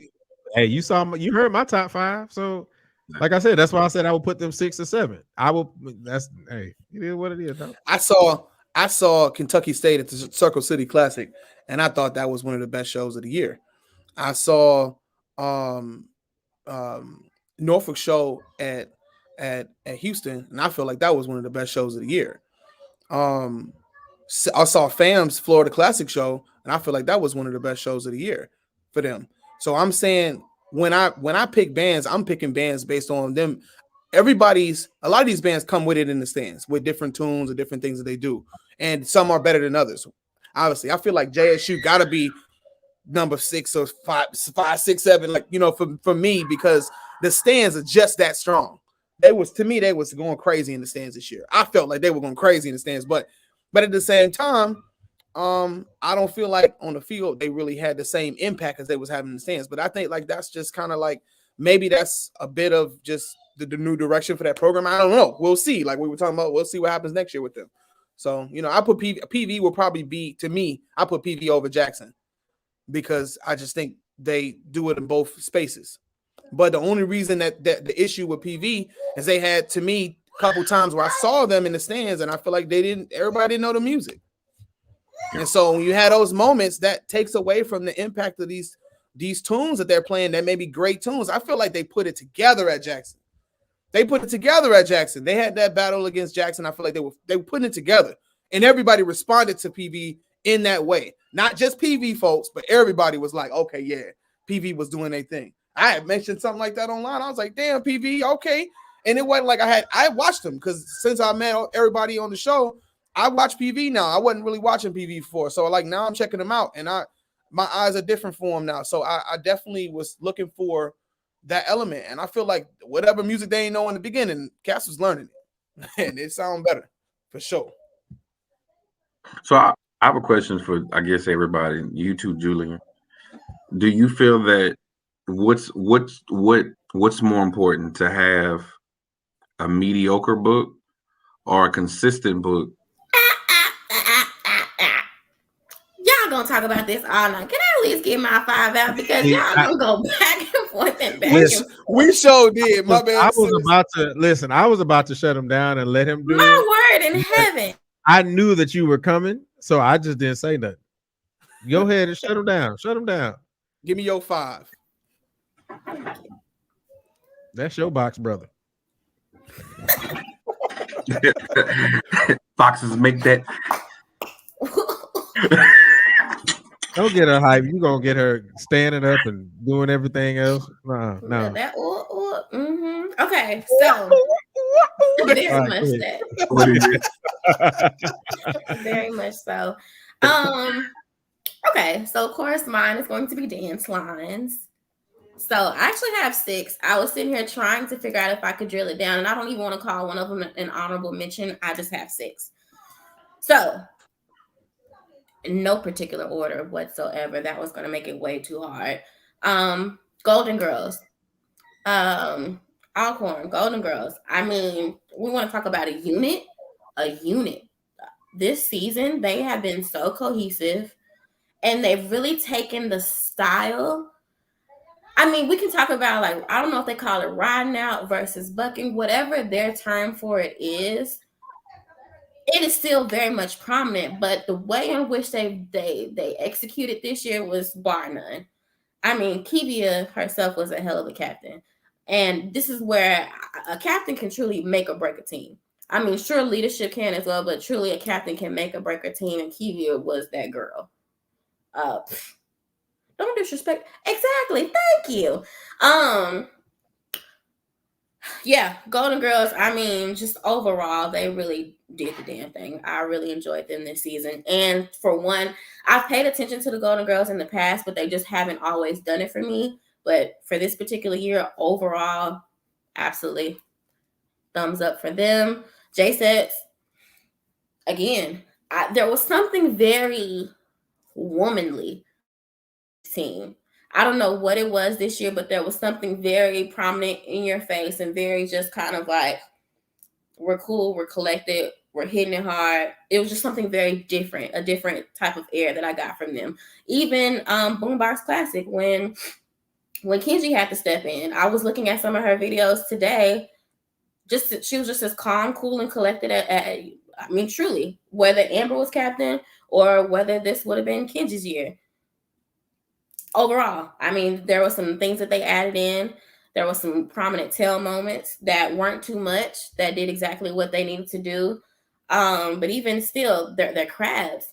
Her crabs are her first. I don't know what they call them over there, but her crabs were, you couldn't really tell the difference between who was a crab and who wasn't. But that, J-Sets overall, definitely a cohesive unit as well. Let me see. Let me get my list back up. Stingettes, we've already talked about them. I named them at the very beginning of the season. We've talked about uniforms. We've talked about the attitude, the sass, the execution of it all. This season, they did more than the usual 2 lines, which is something a little bit different from the field shows to the stands in general to entrances and exits. We had a couple of hiccups with a couple of the uniforms for different reasons, but overall, I mean, Stingettes, couldn't go wrong with them. Mm-hmm. Now, I'm gonna be honest. I don't know if I would have ever saw the day, but the motion did it for me this season. Germany has definitely been making her mark for the past couple of years, but I don't know if it's just like I kind of hinted on before, that ramp up of everything that she's been working on to this point. I don't know if it was the addition of Danielle Stamper from Southern. I don't know if it was the removal of the old sponsor, and I don't know what it was, but it was something about the motion this season that really did it. They were picked up on technique, the look of it all, down to the uniforms. I saw some very interesting, very intricate, and very, very nice uniforms from them. Just overall, the style in itself, they had a mixture of old and new. They had a little bit of bucking, but they did a lot more technique, and they just had a different execution of their overall look, which I could definitely appreciate. Let's see. Okay. 14K. BCU. I definitely think that they're going back to old school 14K of really hitting it hard and being able to like execute their movements while still bucking, riding out, or whatever the case may be. I didn't see them as much this year, but I definitely think that within the past 2 or 3 years, I think they kind of got a little bit softer and away from their typical style. And I think that whoever the captain or whatever they have going on this year definitely pulled it to the forefront or made it impactful that they want to get back to their typical style, which I can appreciate. And then last but not least, Orchesis. I don't know if Essence just has something to prove. I mean, I don't typically go up for the Orchesis. Now, in terms of their fields, I cannot necessarily speak on that because I haven't watched that many of them. But in the stands, especially, what was it, 2 weekends ago? 2 weekends ago. Anyways, I picked Orchesis over the Dolls. I'm just going to be frank with you. And I don't know how many times I've said that in my lifetime, but Essence, the Orchesis in a whole, I'm talking about they were jamming. Like if we're talking about entertaining counts. Even something so simple, they had a different type of presence about them that I can definitely appreciate. So altogether, all 6 squads, yep, those are my top 5. I mean, I'm not sure who you thought I was gonna say, but no, girl, this is who I'm rolling with this season. Well, I'm gonna be honest. You said the people I expected for you to say, because I would be honest with you. I mean, I didn't really see nothing spectacular from the Dolls. I mean, yeah, it was just like me. That's all I saw, and I definitely agree with you as it relates to Jackson State. I don't know. I found myself actually paying attention to them more, very similar to what I used to do back when, well, the late '90s, early 2000s. I'm really actually I paid attention to them a lot more. Maybe it's because they had the what's her name, Priscilla, because I don't want y'all to get. I think that's her name. Yes, Maybe her name because is Priscilla. yeah, maybe it's because they had her on there. Maybe it's because they had the young lady from DD4L with the little shortcut with the swoosh daddy. I don't know, but this ain't her first year, and it's not her. I don't think this is. This is her first senior year with that cut. Yeah, it's her first year with that cut, but yeah, it's her senior year though. Okay, because I couldn't remember whether she had it last year or not. No, I had to go find her, and when I found her, she had the long hair daddy. She looked better with her. She looked better with her actual hair with the little shortcut. I'm just gonna put that out there. She ain't need to have that hat daddy. But just because it's short does not mean that's her actual hair. But that's neither here nor there. Yeah, thank you, Mario. Keep. You can have short hats, long hats, medium hats, all of that. No hats. But no, I think that's why I may have found myself paying attention to them. So I don't disagree with your list at all. I don't disagree with your list at all. Now, let me go ahead and say this real quick. There's one more list that we have to get to, and I know everybody's been waiting on this. So Rick. Hey, Brownie. Y'all got Mario on here looking like Loon. Come on, baby. I need a woman that will ride for me. Hey, all you got to do is Harlem Shake now. Oh Lord, what's up, y'all? I had to tell you, man, I'm taking. Well, we can talk about it later. You need to give us your 5. Top 5 of the year. The season's over. Top 5 of the year. Go. Oh Lord, damn, y'all gonna poke me on Damn. Mario, who you say no? No, I'm we trying to cheat. Right. I'm gonna copy off yours, dog. Let me. Yeah, really. Y'all phony because now put me on the spot. I ain't even up. But anyway, you ain't get no red, but you just come with this joke fresh. All right. Kentucky State. Small band that don't care that they're small, man. They ain't scared of nobody. And I really appreciate that about that. And I'm not going to say they snuck up on people because I've seen Kentucky State coming for the last couple of years, man. So Kentucky State, Alabama State, man. We didn't talk about them all year. Like just, I'm sorry, Alabama State, but I done heard some mess from y'all in the past. And what's happening now, I don't know if they got new leadership, new band directors. I don't know, but it's just like it's a completely different band. Couple of things, they can continue to improve over, because I heard a couple of clips recently that I was just like, please don't go back to that old stuff. But yeah, Alabama State is definitely a top 5 band. I'm not going to do them in order because, well, man, matter of fact, yeah, I don't think it's in order. Number 3, Norfolk, one of the best sounding bands in Black College. Got to improve the book. We say this every year. We said it when we were in the band. We said it after we were out of the band. But Norfolk, going to have to improve that book. And they're going to have to be more visible in the HBCU band community. So Kentucky State, Norfolk,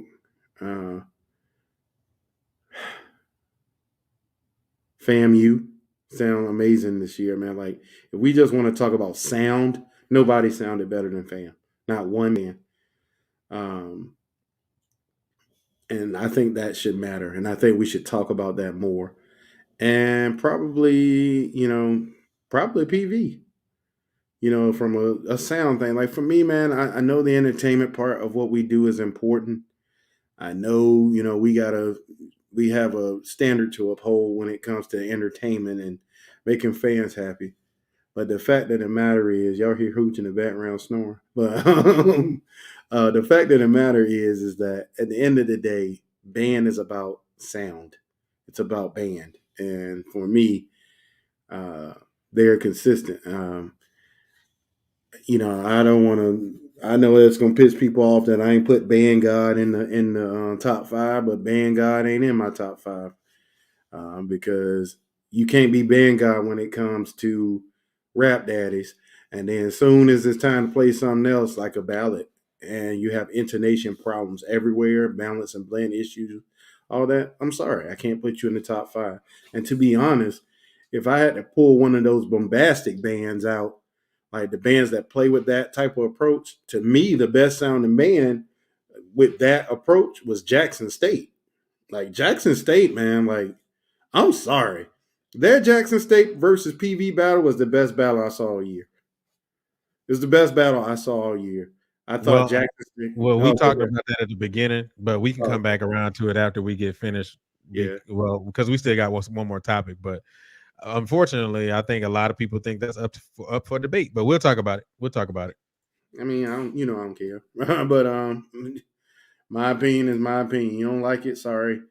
End of the day, Jackson State definitely plays with a more blended sound, except for them damn tubas. Like I understand y'all got to show everybody y'all the best tuba section in band, but everything can't be loud. You can't start a ballad with tubas playing fortissimo and the rest of the band is playing mezzo piano. Like that makes absolutely no sense. So a little more musicality from the tubas would be awesome. But at the end of the day, man, like I just think that from an overall cohesive sound, bombastic band of the year is Jackson State. All right, cool. All right, well, we got one more topic. But before we do that, let's go ahead and do it the right way. And if you're just tuning in, welcome everybody to Talk That Talk. We have the unfiltered, unscripted, uncomfortable conversations about band, HBCU band culture, music education, and more. Please make sure that as soon as you come in, go ahead and hit that like button. Go ahead and smash that like button. Let's get these likes up. Let's go ahead and make sure that the likes are matching the number of viewers that we have. Also, please make sure if you're in the comment section, go ahead and smash that like button.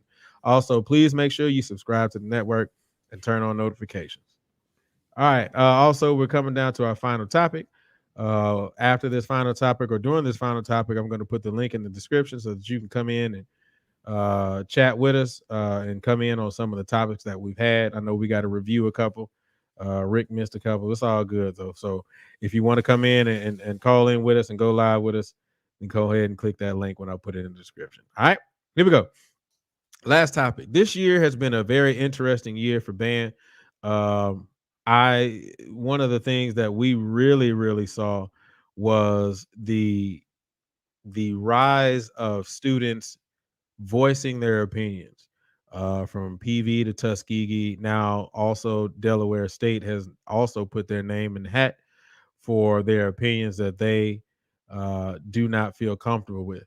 So the question on the floor: do students really have the power they think they have?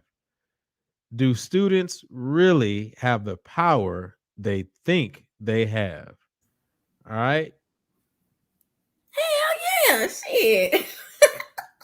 I mean, I'm sorry. I don't know if he was gonna call him somebody or not, but I was, but you got it. Go ahead, enjoy it. My bad. Because this stems back to stuff we talked about when we were in school. Like the students pay everybody's salaries. I mean, if there are no students, there is no university. So absolutely, the students have, and it's not even the power they think that they have. The students don't even know the type of power that they have. If they did, then a lot of things wouldn't be the way that they are, within reason. So of course, when it comes to full budgets and some things like that, they're, that let's be honest about it. But in terms of getting what they want or letting their presence be known or saying that we just ain't gonna take no shit, you're not going to treat us any type of way. Absolutely, the students have power to do or to enact the types of things that they want. We've talked about Student Government Association, or just simply utilizing their voices. Let's look at Howard. I mean, you know what I'm saying? Like, from protesting to whatever the case may be, letting your voices be known. The students absolutely have the power to make things on their campus and within their communities happen. Point blank, period. Okay, I guess she did a mic drop on everybody. All right. Quan, do students really have the power they think they have? I don't think now they don't think they know. I mean, they know they have the power, and it's honestly, we should have taken possibly a page out of their book a long time ago. And that's just the bottom line truth. The only difference is we came up in a generation where we were told, you know, do as you say, not as I do. And to a degree, we accepted that. And this generation, they're not about that. All of the money that they're paying for these programs and time that they're investing, they want that full experience. And I think they are deserving of it. And I think it's time, honestly, for the powers that be to adhere to what's what needs to be done for these students. Just bottom line. And I think as alumni of these institutions, we need to do better as well. Bottom line. All right, Rick. Do the students really have the power they think they have? I mean, absolutely. I think that's self-explanatory. I just don't know if they know how to wield the power. And I think it's our job to be able to teach them how. Here's the issue. Every single person on this call right now, Mario, Julian, you know we've had conversations about this. All of us have. I mean, I'm not coming down on my university. I love my university. I met my wife at my university. I pledged Omega, and I have so many great experiences at Norfolk State. But all of us have horror stories about the education that we received at that institution, especially in relationship to when we got into the professional world and we realized how much we didn't get. One thing I've learned as an educator is it's not the professor's job to give you everything. You must have an inquisitive nature and go out and find the things you want to learn. But the fact of the matter is there are some things that you should receive when you go to a college and pay hundreds of thousands of dollars to get these degrees. And the fact of the matter is there are so many instances where we did not. You know, I have some great professors that I keep in contact with from Norfolk, Ms. Sanders, Dr. Zachary, Dr. Sanford. It's a lot of people that I still talk to this day, but if you ain't heard from me, it's probably a reason why. I'm sorry, we take I feel like we as HBCU students are taken for granted on so many occasions. From the conversation we had about financial aid and stuff a week or two ago to, just the overall expectation that we have of what our college experience is supposed to be. And we're not told, what these students at these bigger universities know. If I ain't teaching at my school now, I would not still be there. I know a couple of schools that have band directors that barely show up, better yet, ain't teaching nothing. Have classes, and it's supposed to be a class that focuses on one thing, and then they're playing church music. I'm gonna keep it down, just to so we can stay civil. But if some of the things that these HBCU students had to deal with, civil in here. I'm gonna just leave it there. You supposed to be teaching a class, and you in there. Never mind. Or just not showing up at all. Well, students, talk. Right. Students in your program. Oh, that's such and such. We already know they ain't gonna be here today. I'm good. And that's who we have standing in front of our band programs. And then we wonder why these band programs aren't as successful as they should be. Or what we've been talking about, for a lot of good bands, like being successful in spite of. So I think that students have the ultimate power. It wouldn't be no educators without students. But on the other hand, students need to understand that you deserve better and you should request better, while also understanding that college is supposed to be hard. College ain't supposed to be easy. It's not your professor's job to make your experience easy. You know, the rigor that comes from college lets employers know that you have what it takes to be successful to be able to do the job. So yes, students are important, but the most important thing, and I think that, and they have the power to improve their situations if they, you know, if they put the right effort for it, especially what we're seeing with these bands like Prairie View and Tuskegee, where the students say, you know what, nope, not doing nothing else until y'all meet some of these demands that we have. It's actually beautiful to see. So yes, the answer to the question is yes. Mario, do students really have the power they think they have? Yeah, man. I mean, agreeing with everything everybody said. I mean, I think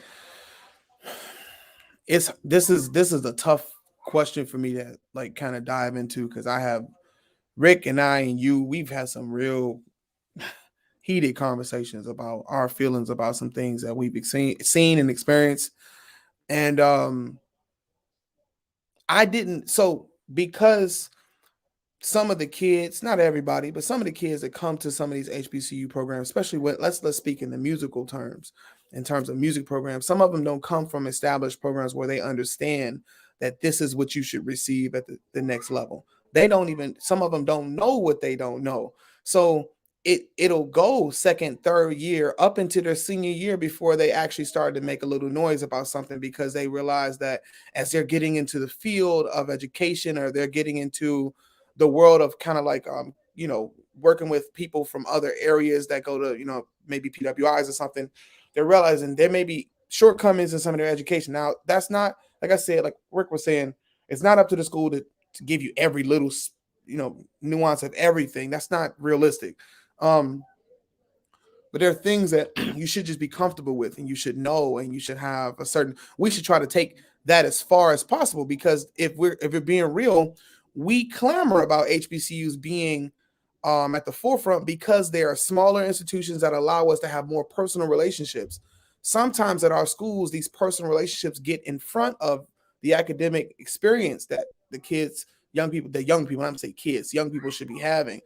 On both sides, whether the young person is using that as an excuse not to do something, or whether the professor is using that as an excuse not to teach something, or not to be on time for class, or not do certain things. And so the power definitely goes to the students, because if they knew what it is that they should be receiving, then they would, and they knew how to do something together collectively. I think that, to me, is the other angle that I wanted to throw, is that sometimes we have a hard time in terms of culture and just like agreeing on things. So you sometimes don't have the power and numbers as you need to be able to make these changes and shifts that may need to happen within these institutions or programs within the institution. So yeah, you have the power, but the power is only necessary when you're moving things in a direction, first of all, collectively, and also in a direction that actually is going to make a shift or a change. I mean, see people arguing about, oh, we don't want this band director, we want this other band director, and both band directors are shit. But you arguing over like who got the lowest, like, like some of the stuff that I heard from, and I don't want to mention the institution, but people are complaining about their band director situation right now, and they're posting this stuff on the internet about it. People, you need to proofread what you post online, first of all. And then second of all, you need to make sure that if you're going to post something online, you need to definitely identify what it is that you really are asking. What are you asking? Are you asking for the marching band to get better? Are you asking for the music program to get better? Those are two different things. You know what I mean? One should lead to the other, but that should definitely start with the music program first. But I don't know, man. Like look, we're coming from a perspective of educators and an alum. And honestly, sometimes as alum, we could be seen as haters. Y'all just hating, or y'all all got something to say negative, Like, it's not trying to be negative or nothing like that, but you're not going to just ignore the past or ignore what's going on currently just because you don't want to hurt nobody's feelings. Reality is reality, period. So absolutely they have the power, and using it would be great if there can be more solidarity. You know, even amongst some of the HBCUs like Virginia schools, some of these schools, these kids from these schools get together and they are demanding of their institutions to change whatever culture or whatever situation is going on. If they want better, they're the only ones that's going to make it better, because otherwise it's going to go along to get along. All right. Yeah, that was a deep one, man. Any final thoughts on that? Cool. All right. Well, he seems to be the first one clocking in, man. I put the link in the comment section as well. Just make sure, man, you guys can click that link. One of the things that I'm going to keep harping on, y'all got a lot of comments in that comment section. Let's go ahead and go live and let's have these conversations. All right. So let's go ahead and bring in our first guest, Justin, while he's sipping on that Gatorade or Powerade. What's down with it? What up with your brother? Cool, man. Y'all talking about a lot of good topics. I was like, I don't feel like typing. I just get out here and talk when I can. Right. Starting backwards, the power. Yes. I know at Southern, whenever we ain't like something, we're gonna boycott. It is what it is. We're not just not gonna go to class, or we just gonna just talk to somebody or get somebody fired. It ain't no question about it. And I know this whole PV thing, that's one of the main reasons I made sure I went to the SWAC championship, which I wasn't gonna go at first, but I got that late, but I still made it.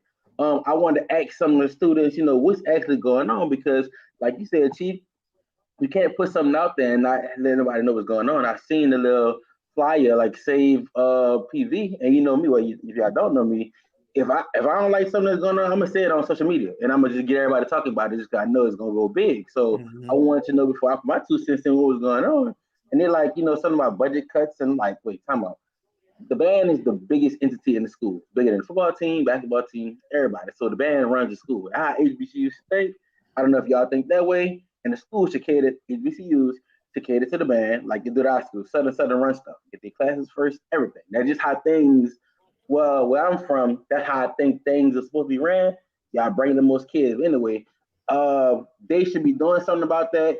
And PV band is big as hell, and y'all should want to keep that, because if you lose the students, you're losing money. I don't know if y'all see it that way, but that's just outside looking in.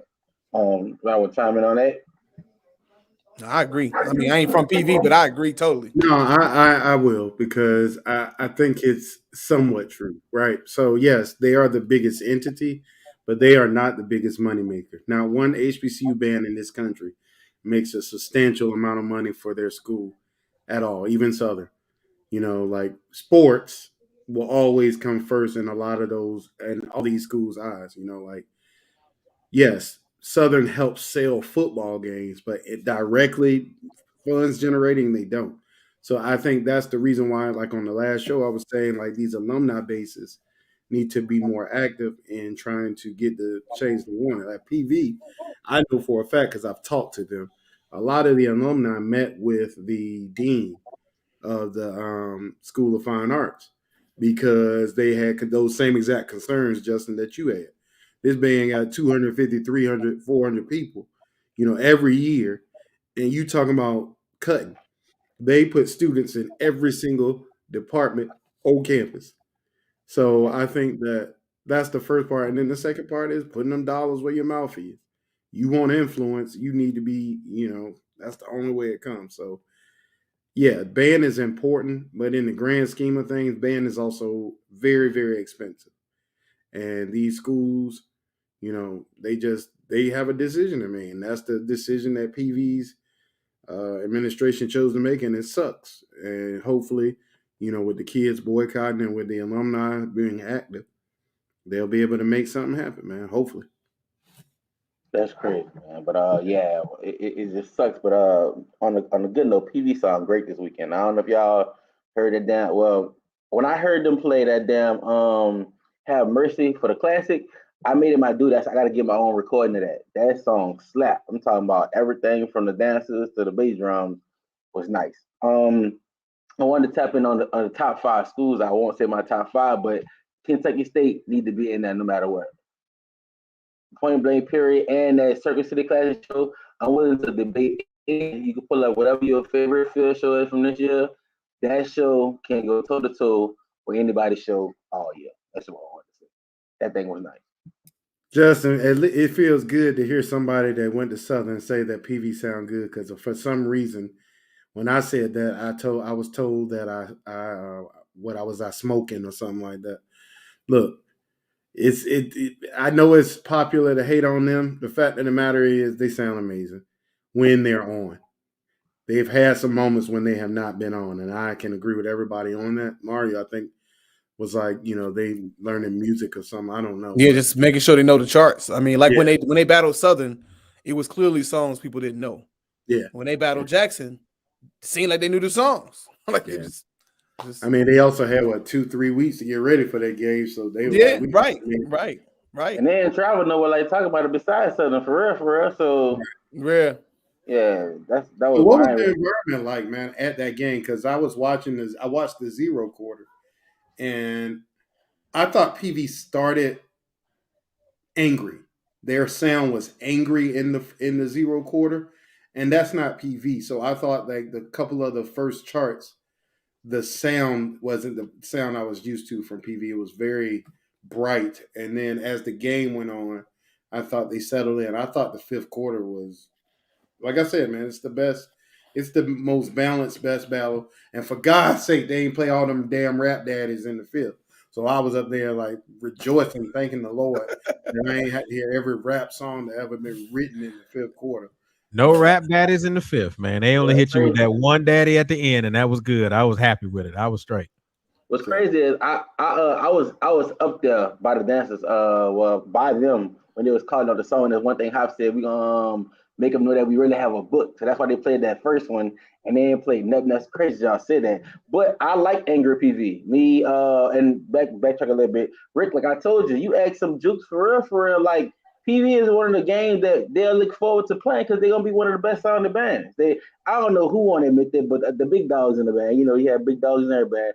Big dogs will tell you, PV, you can hate on them, whatever you want to. They look the part. That's one thing I like with PV. They always look like a band. Uniform's gonna be nice, you know what I'm saying? Girls gonna be on point. You gotta look. I don't want battle or anything across the field. But anyway, and they really sound like they've just been practicing. So even with that and everything that they went through, I was just happy to see them, man. Because like shit, all these other bands traveling and doing all these battle bands and things of that nature, and y'all like dealing with something like budget cuts. Come on, man. That don't even sound like the PV. I know. Well, outside looking in, I got money over there, so stuff to do to me. I watched your video, and I gotta say this though, that first rap daddy that Jackson played in the zero quarter. Oh my God! Who wants smoke to me? What song is that? Who wants smoke? Oh my God! Like that's the matter of fact. What's crazy in backtrack? That's the one that girl popped out on, Ken Janae, the one with the bang that y'all talking about. That's the one that she led at Boombox on that same song.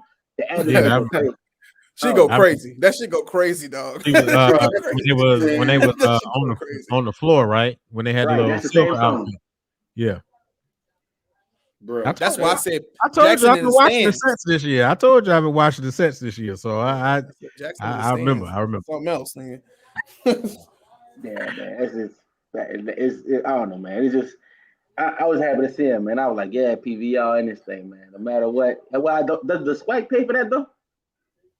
No, man. No, PV, the school had to pay for to get them there and all that, bro. Right. Yeah, that's trash.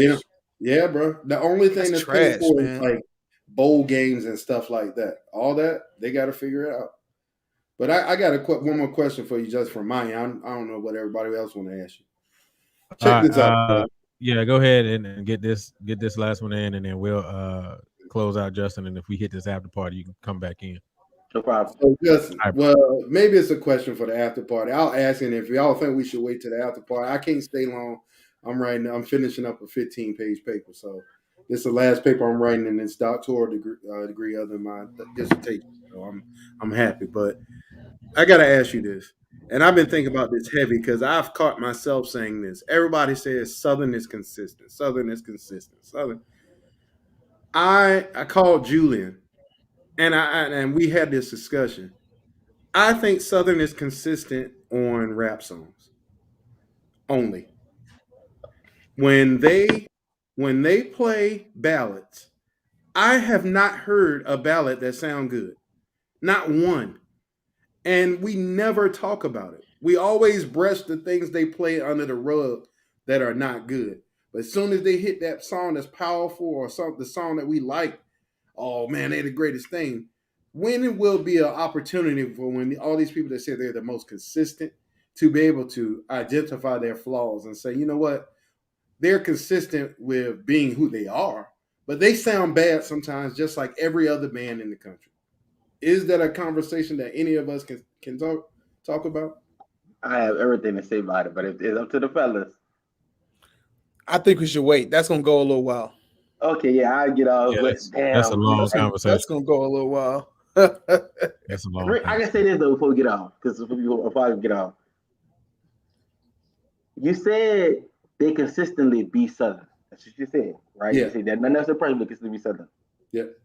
And I heard all y'all on multiple occasions say that y'all appreciate when bands be themselves. Yeah. If everybody's trying to be like Southern, or when they get in front of that monster, they change. Yeah. You get where I'm going with that? Like if that's I mean, I don't disagree with you at all on that. I think that Southern is the most road band in all of HBCU band. When they come to dick riding, they at the top, everybody. But in my opinion, and the reason why people think I'm a hater, and I'm not, I've said on multiple occasions on this show, I think Southern is a good band. I do. I think Southern is a very talented band. Sometimes that talent is not always stirred in the best direction, but we all need to have fun and have them ratchet experience. We all have had them in band.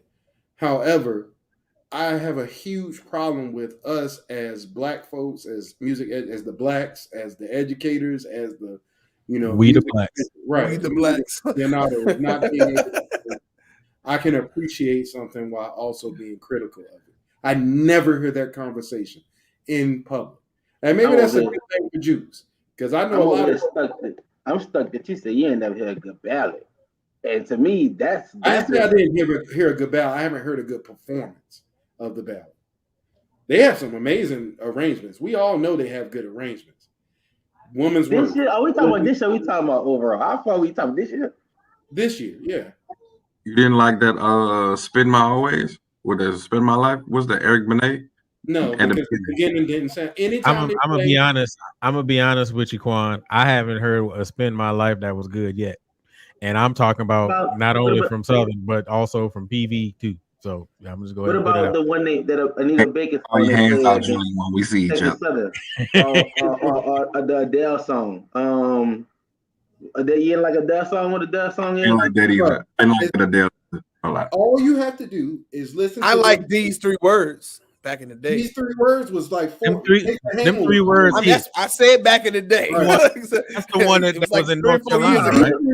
That was my joint. These three words is my joint. I like that one. That's my joint. But my issue is this: characteristics of music don't change just because you have an S on your chest. Characteristics of music don't change. So I'm about to get off and go look at some of these ones. I can't think of the name of them, and I'm gonna come back and I'm gonna give them to you. But yeah, go listen to that Woman's Worth at the beginning. Okay, what at Bayou Classic Boombox? No, or any performance. Either one. Either one. Yeah. Okay. Like, that's what I'm talking about, bro. Everybody will, when they get to the loud part, everybody's woo. Go listen to the beginning. That's all I'll say. Go listen to the beginning and tell me if that's something that sounds good to I mean, I'm gonna be one to say they don't always sound good. I'm just like this. Like when it comes to Southern and saying that, it's like, okay, if they didn't sound good, it's like, I'm gonna give you an example. Quack, they call it the tubas, they quack a lot. This year they sound like real tubas. The Southern tuba sound like they quacking, right? I said that last week. I thought this was the best tuba section that Southern has ever had. Right, and like they always say that the Jackson don't have no trumpets. So my thing, Jackson be killing bands without trumpets, and Southern be killing bands, and they don't really have tubas. But if you can't answer what's better than them, it's like if you can't answer it or nobody can't answer it, or like play a song that's better than them. So like that was sad at the beginning, like the beginning of the song sucked, But still, if the band across the field can't answer, what that mean for all bands? Then y'all can't answer a sad performance from Southern. That just bring everybody else down because. But I mean, hold up.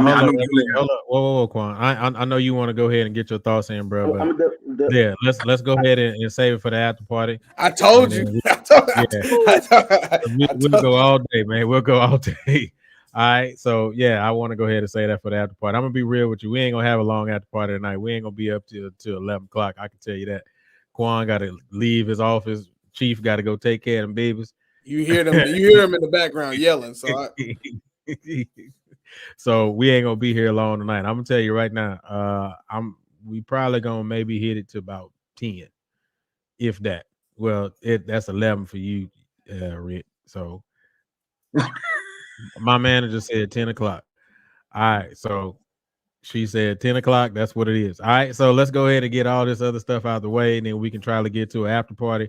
We can have them conversations because I still want to go back to what we were talking about at the beginning of the show because there's some things I just got to get off my chest. All right, so let's go ahead and do it. Let's do it the right way, and let me get it started. Oop, wrong thing. Boom, boom.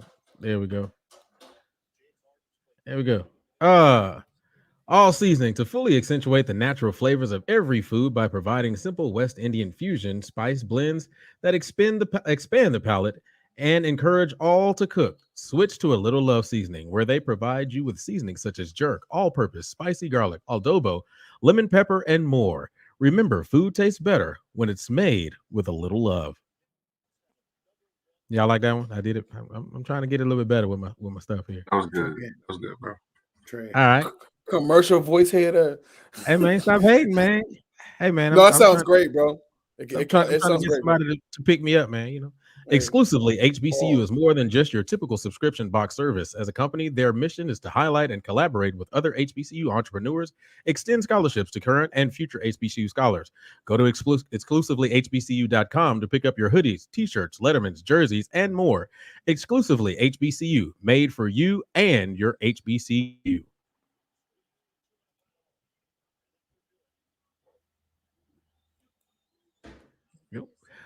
Unmatched Custom Apparel specializes in one-of-a-kind, upcycled, and brand new garment. They service women, men, and children who desire unique apparel that will make you stand out. They have brand new apparel, but they also specialize in upcycling, which is when they repurpose gently used items. Go to unmatchedcustomapparel.com.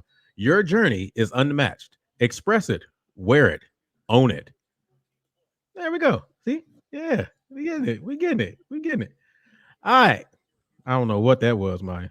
What was that? Was that a she wanted to make that hair bounce. Make that hair bounce. Green. Yeah. All right. Hey, boo-boo kitty.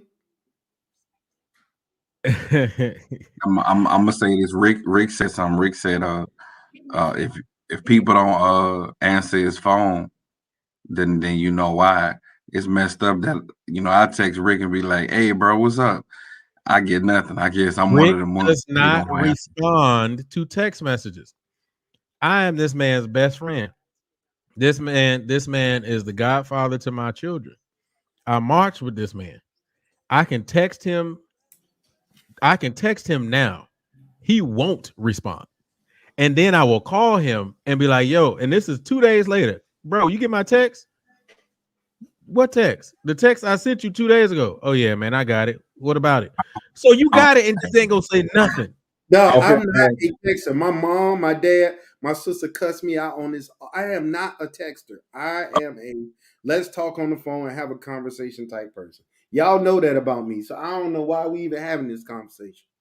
Look, if I hit you with the text daddy, I just want a nice quick response. Just like when you hit me with the text daddy, I'm gonna give you a quick response. I ain't never sent you a text that was a paragraph, but I do get you with the quick response daddy. Ain't nobody on this call. If y'all call me, you already know I'm gonna hit the phone call. If I don't answer, I'm gonna call you back. So call me. You phony. You phony. All right, let's go ahead and wrap it up so we can go ahead and get this after party started. So let's do it. Which way we going? Since you want to drum all day, little drummer boy, Quan. Any final thoughts? Anything you got for the culture? But congratulations to all the band directors and band programs on a successful season. Bless God. I pray that that your band program wasn't affected by COVID. I look forward to next season. Start gearing up Real Talk for concert season, one of the most important seasons of the year. Let's continue to focus on music education and teaching, band pedagogy, proper band pedagogy. Let's develop some new concepts and methods and share it within this HBCU world. Students continue to use your voice in a positive manner, but I say this: using your voice, you have to have a clear vision. So write the vision and make it plain for where you want to go, and take your music department, your university, your colleges into that right direction, and keep pushing, man. Wow, what he said. Raise that to the second power. Well, you still gonna I'll hit the I agree daddy for you, but you still gonna get your final thoughts though. I get my first I agree. There you go. So you coming up, Quan? You coming up, dog? All right, Rick. Any final thoughts? Anything you got for the culture? I got 3 albums for y'all to go check out tonight, man. Just depends on what type of music you want to listen to. Yeah, so he read it right. Yeah. So, man, I was like, I had heard some Michael McDonald. I was like, man, I like Michael McDonald. I can't. Yeah, hey. Y'all be there. Yeah.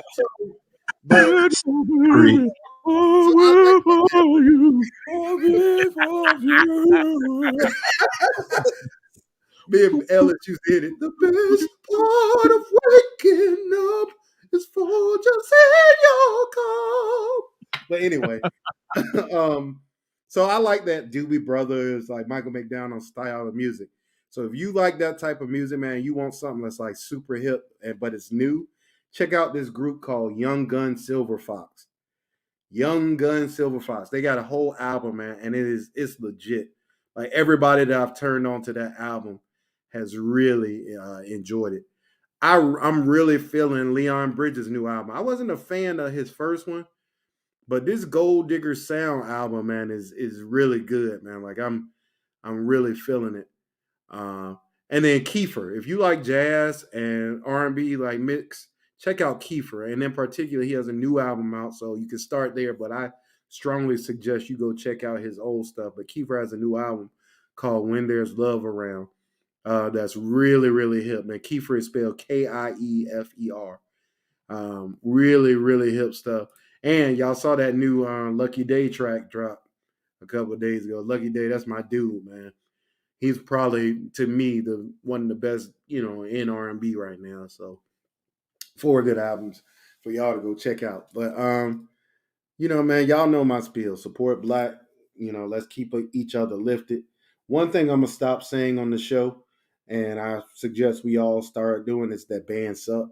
Because Julian brought something up a couple of weeks ago that is absolutely true. That's students out there. That's kids. They might be a little ratchet up in the stands and all that, whatever. But that's young people. And if we are on our soapbox telling young people that they suck, how is that building up the community? So for me, I'm going to start doing that. It's something I strongly suggest we do. We don't have to agree or like everything that's coming from some of these bands, because God knows I don't. But at the end of the day, they can only do what the person and visionary in front of them. What the heck were you just doing? I'm just jamming to what he's saying. I was confused. Okay, I'm sorry, man. But go ahead, Rick. Or were you done? My bad. No, I was just but no, man. Like that's just where I am, man. I'm, we all I want to be better the same way I want people would expect us to be better. So that's what I'm gonna do. But yeah, so have a nice night, y'all. For those of you leaving, and for everybody else, God bless you, because I'm gonna tell the truth for about 20 minutes in this after party. All right, Chief. Any thoughts? Anything you got for the culture? Yeah, man. Shout out to Michael B. Jordan, who's hosting, who's actually created the Legacy Classic that's going to be held here in Newark, New Jersey, at the Prudential Center, the Pru. It'll be 2 HBCU basketball games. You have North Carolina A&T and Howard University playing at 1, and then you have North Carolina Central and Hampton University playing at 4. My students will be attending. A lot of my students will be attending that game, and I'm just excited to continue to extend the opportunities for HBCU culture to be seen in New Jersey. Our closest opportunity is Lincoln University, so it's great to just have that opportunity for them to see schools that are a little bit, past the Mason-Dixon line. So I'm just proud of that opportunity, and thank you, Michael B. Jordan. I don't know if you ever see this, but shout out to him, man, for putting that together and all the people who are behind that. So that is December 18th, Saturday, December 18th. So that'll be dope. Oh, and next Thursday, I'll be having my winter concert. So yeah, I'll try to maybe post some links in the next show or whatever. So, or show after next to let people see some stuff. Yeah, just make sure you get it to us, man. We're gonna post it up on the Instagram. We can't post the whole thing, but we'll get some clips. For sure. All right. And last but not least, you already know how we do it. Good, man. All right, Maya. I ain't get to play it for real last time, so you go get it this week. Matter of fact, you gonna get a double. Good, man. All right, there you go. Maya, any thoughts you got? Anything for the culture? Praise God for Jesus, from whom all blessings flow. All right, now don't get us in here. Hey. Amen. Don't Amen. line it down. I'm serious. Amen on that. Don't start it. Listen, All right. I mean, we wrapped up a good season. It's the return of the MAC season. Starting something new. I think we got a lot accomplished for the culture. Again, reach one, teach one. Put your money where your mouth is. Alumni associations. We definitely have to do what we have to do to do what we can do, rather, to push the next generation forward. So let's just keep doing what we're doing, speaking about our truths, and yeah, let's pay it forward. All right. And finally, me, man, I'm gonna go ahead and say this off top. My boys are doing a great job. 7-game winning streak. We just beat the Nets tonight. Welcome back, James Harden, to the Toyota Center, but you going home with a loss to the Rockets, so I appreciate you. But outside of that, though, be quiet, man. I don't care if anybody cares. I care. You know what I'm saying? Anyway, but other than that, no, I would definitely say, man, I appreciate everybody who continues to stop by, who continues to support the channel, who continues to support the network, and supports every single one of us in all of our endeavors, man. I got a lot of things coming up, like really, really got a lot of things coming up very, very soon. And I want to make sure that everybody's a part of it. So please make sure that you do subscribe to the network. That's not something I'm asking you to do just because I want you to be a part of the network. We have a lot of great things coming up. And so I want to make sure that you are a part of that. Also, I want to say I appreciate everybody for clicking that like button. If you haven't clicked the like button already, go ahead and do it. You still got time. If you want to hang out with us a little bit for the after party, we will be here to do so. We only going to be here to 10 o'clock Central Standard Time, 11 o'clock Eastern Standard Time. After that, we out. We are not going to be on here all day. We got jobs. I also do want to say tomorrow, I do have a concert tomorrow. My Beginning Band kids, we got a concert tomorrow. Good Lord. And then on the 13th, I have a concert with my Symphonic 1 and Symphonic 2 students. So I got 2 concerts coming up. So, it's wintertime, man. So you got to do the winter concerts. So you already know that's coming up. So I appreciate everybody who continues to support us and support what we do. We are still educators. We are still in the game. We are still in the business. So I do appreciate everybody who not only supports this channel, but supports what we do. Rick, look like you got something to say. You about to say something? Yeah, man. I did have one more very important thing to say. It's audition season in drum corps, y'all. I know, we all love the HBCU band culture, but if you really want your kids to have a well-rounded musical experience, there's a lot of drum corps that are looking for HBCU style students to be a part. I'm the caption head of the Mandarin's Drummer Bugle Corps out of Sacramento, California. I've been with the Bluecoats before that for the last 9 years. All of us are looking for HBCU style students. So for all you band directors that are watching right now, college band directors, if you have exceptional students that, you think would, benefit from participating in DCI, you can reach out to me on Facebook and I can link you up with either one of those organizations. But this is a really important time of year. And, you know, I just think our students would really excel in that activity as I did. And I would love for us to be able to give that experience to our kids. So just consider that if it's something you're interested in. Yeah, definitely. I'm going to definitely say 100%. Please go ahead and support that. Get your kids involved, get your students involved, man. It definitely is a major opportunity. One of the opportunities that I wish I would have been able to take when I was in high school that I did not get a chance to do. And when I really found out about the activity, like truly understood the activity, I had already made my age out year. So no, I would definitely say if you have any students out there, please get them involved in the activity. It gives them more than just the one-sided view of what you have, and it also allows them to be able to meet a completely different culture of people, man, and it makes them more well-rounded. Especially makes them more well-rounded. So get them involved in that. Last thing I gotta say, man, I gotta give it up to my little dude 100%. That's my man, 50 grand. My son just had a birthday, man, and my man, my little dude is 6 years old, man. He's made it, man. So you know, I'm very happy about that, and makes me very glad. This weekend we celebrating his birthday. I don't know what he want to do. He probably gonna try to take me around the world in 80 days, but we're gonna do it because that's my little dude, man. So shout out to my son. He's up there asleep right now. That's gonna be the heir to this whole business and thing that we putting together. So I definitely want to make sure that I give him his love and his flowers and everything that he deserves, man, because that's my boy. All right. Outside of that, man, let's go ahead and get out of here. We're gonna start that after party. We're gonna start the after party. Yeah, in a minute. All right. So give us about maybe 30 seconds to maybe 30 to 60 seconds, and we'll be right back. My camera's still gonna be out because I don't know what's going. No, I'll probably turn it back on. You can see my ugliness. All right. All right. Anything outside of that, man? I appreciate everybody joining in. Hold on for the after party if you're gonna stay for the after party, man. Appreciate y'all. See you guys next week.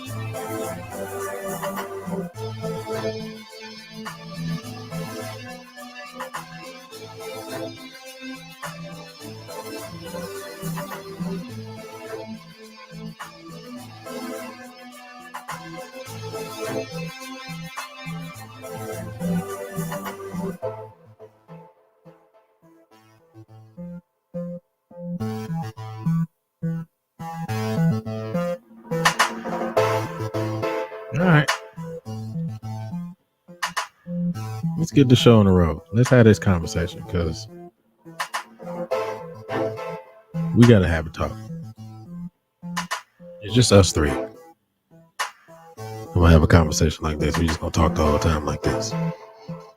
We're going to smooth it out right now. Change your voice, sir. Change your voice. You're not talking to each other like that. Change your voice, sir. Straight up sus. Welcome everybody back to 102, the late night. Anyway, hold up. No, don't shake your head. No. All right, let's go ahead and get into this conversation. Before I know Justin coming in, and as a matter of fact, man, Justin probably gonna be a part of that. Quan on his phone. Quan on his phone. We gonna be losing his signal like y'all was losing my picture today. All right, so Rick, you in here right now. Mario, you weren't in here when I started the conversation, so I got to ask this question. Right? And this goes back to the conversation as far as the PV Jackson State game. Can one of you all explain to me, and I asked this question earlier, and I got a couple answers. Can one of you all explain to me what the hell an elementary arrangement is? All them damn whole note and half notes, and every song got to have a baritone playing a C or D or something like that on top because that sounds loud like that. Okay, so I don't whole notes, half notes, blah blah blah. I definitely agree with that, right? I don't understand how when I look in the comments, a person can make a comment about somebody's arrangements being elementary when What 90% of this, when 90% of the SWAC arrangements are elementary. Because they don't fit into that category, right? So when people have come to associate ridiculous bass lines that have nothing to do with the actual song itself, random high notes in the baritones and horns, that's a sweet arrangement, and the melding of all that. The problem is that right. Oh, go ahead, Mario. I'm sorry. Go ahead. No, I was just saying. I think that at the end of the day, bands that don't do that, like people would listen to Fam now in the way that what's his name from famous arranger from FAMU. Lindsey Sargent. Lindsey Sargent. People would listen to Lindsey Sargent's arrangements now and say that they suck in our elementary. They would, because he is not subscribing to that mess that we hear on a regular basis. And so I think that we live in a world now, y'all, where everything, and I think this is where Justin is absolutely right. Everything is looked at through the lens of Southern. Every band is judged through the lens of Southern University, and that's because most bands try to be Southern University. So I think that anything that doesn't fall into that category is considered that. You can't just have a song that's beautiful and that be the reason why it's good.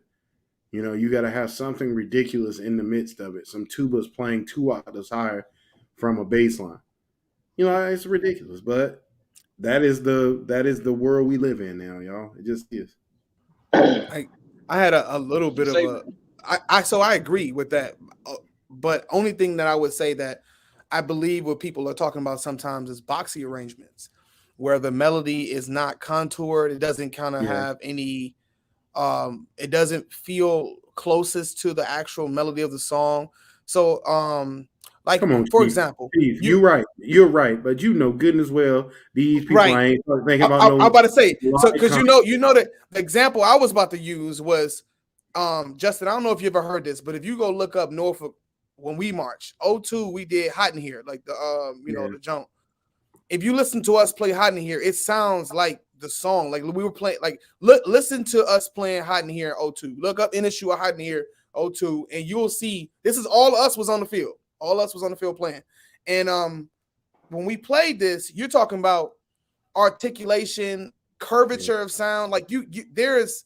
I just want to clarify, all three of us, not Quan. Not Quan. All right, go ahead. Man, I watched Mario. I couldn't see Quan. I couldn't see. Right. I could see. My bad, Quan. It was Mario. I watched that clip. I watched that A&T field show Monday, bro.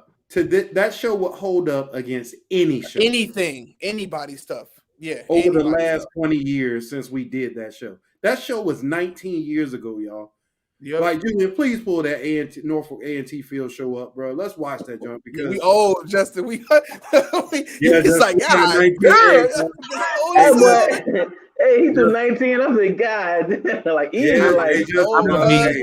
I'm gonna be 100. If we pull that clip up, that we should also pull up the A&T clip that shows that A&T was more SWAC than me. Right.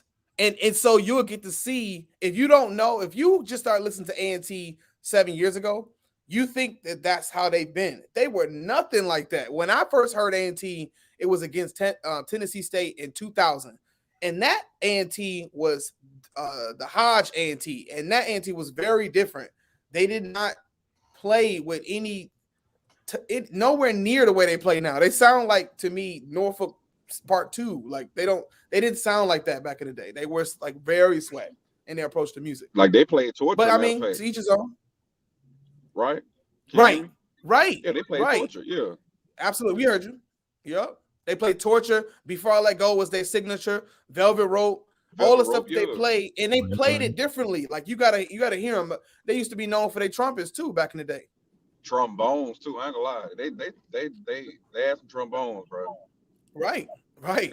They used to be yamming back in the day. But that was the A&T that I kind of grew to know. But then all of a sudden it was like Norfolk Part 2. I'm like, oh, okay, and then they kind of took the mantle and kept going when it came to the field shows and all that other stuff. You know what I mean? Because I first saw them. I mean, one time they were on the field, I saw them do a 4-count turnaround. I was like, that looked familiar. You know what I'm saying? The spread on the field, the formations on the field. I was like, wow, that looked familiar. But I was like, okay, whatever. I don't care. But then they just kept going. I feel like they did what Norfolk was doing, and they just kept it going forward, though. But I asked that question because, and somebody just asked it in the chat. The reason why I asked that question is because when I look at the comments in the JSU PV 5th, like everybody's like, I mean, yeah, PV sounds good, but I mean, their arrangements was like elementary, and I'm like, what? Like where? No, hold on. So if that's the case, I think I know what they're talking about. That doggone Earth, Wind, and Fire that PV played. But it was, I mean, I'm gonna say this. It was like on every song. I mean, meaning they weren't just talking about one specific song. It was like correct. They were talking about the totality of all of the music they were playing. It was either super elementary or super boring. But you know that. But that's when you say when they want the songs to have these Southern. I think Southern had kind of started that. Back in the day, you would always hear Southern. They would take a rap song, they would create some like mellophone, baritone counter melody that everybody dug, and then everybody's arrangements was always like an arrangement of their arrangement. And then that's what people started doing was copying. They're copying off arrangements. So now when you play the song, motherfuckers don't want to hear the song. They want to hear arrangement of arrangements. You know what I mean? That's like I would say arrangement of the song, because like this how we look at it. Like y'all side, it's crazy that y'all say back in y'all day, it sound exactly like a song. I feel like y'all bands on that side, I'm just get all y'all the same case. It be sounding like polytune. You know what I'm saying? Like, not to say it don't sound good, but it sound like, damn, you did that to like some, or like what the song is that damn, not Rich Homie, what your boy is that dum. Like y'all do what fam you would do to it. Like it don't sound like a rap tune. It don't sound gangster. It sound like happy. It sound happy. Yeah, or like a blues tune. It sounds I don't disagree. Happy. I don't disagree with you. Any song, it sounds like, damn, okay, it sounds good. I can't take sound away from me. The motherfucker sound good. Yeah, all the dynamics, but the motherfucker don't sound nothing like the artist said it. Lil Wayne said the block is hot. Anita Baker said, whoever said sweet love. You know what I'm saying? I feel like our bands will give it to you like that, taking the edge of maybe getting the wrong note or wrong phrase or like overblowing versus it sounding happy and correct when they ain't what she said. So I just think it's a give or take situation in that way. Y'all, I think y'all risk. Hey, that's what it is. Y'all would risk everything for it to sound good. Make it happy if it gotta sound good. We would, I wouldn't say make it sound bad. We would add culture and aggression to make it sound great with risk of people fluffing. Well, let me say this. Let me chime in real quick, Justin. And be entertaining. I don't know how long my Wi-Fi gonna last. Can y'all hear me? Yeah, we can hear you. We can go ahead, bro. So I think this is what it is. I think because I kind of have the best of both worlds.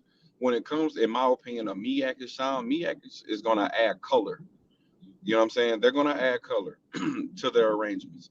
And honestly, if you're not accustomed to that, because most of the arrangements, honestly, is and the swag is straightforward. Honestly, it's more.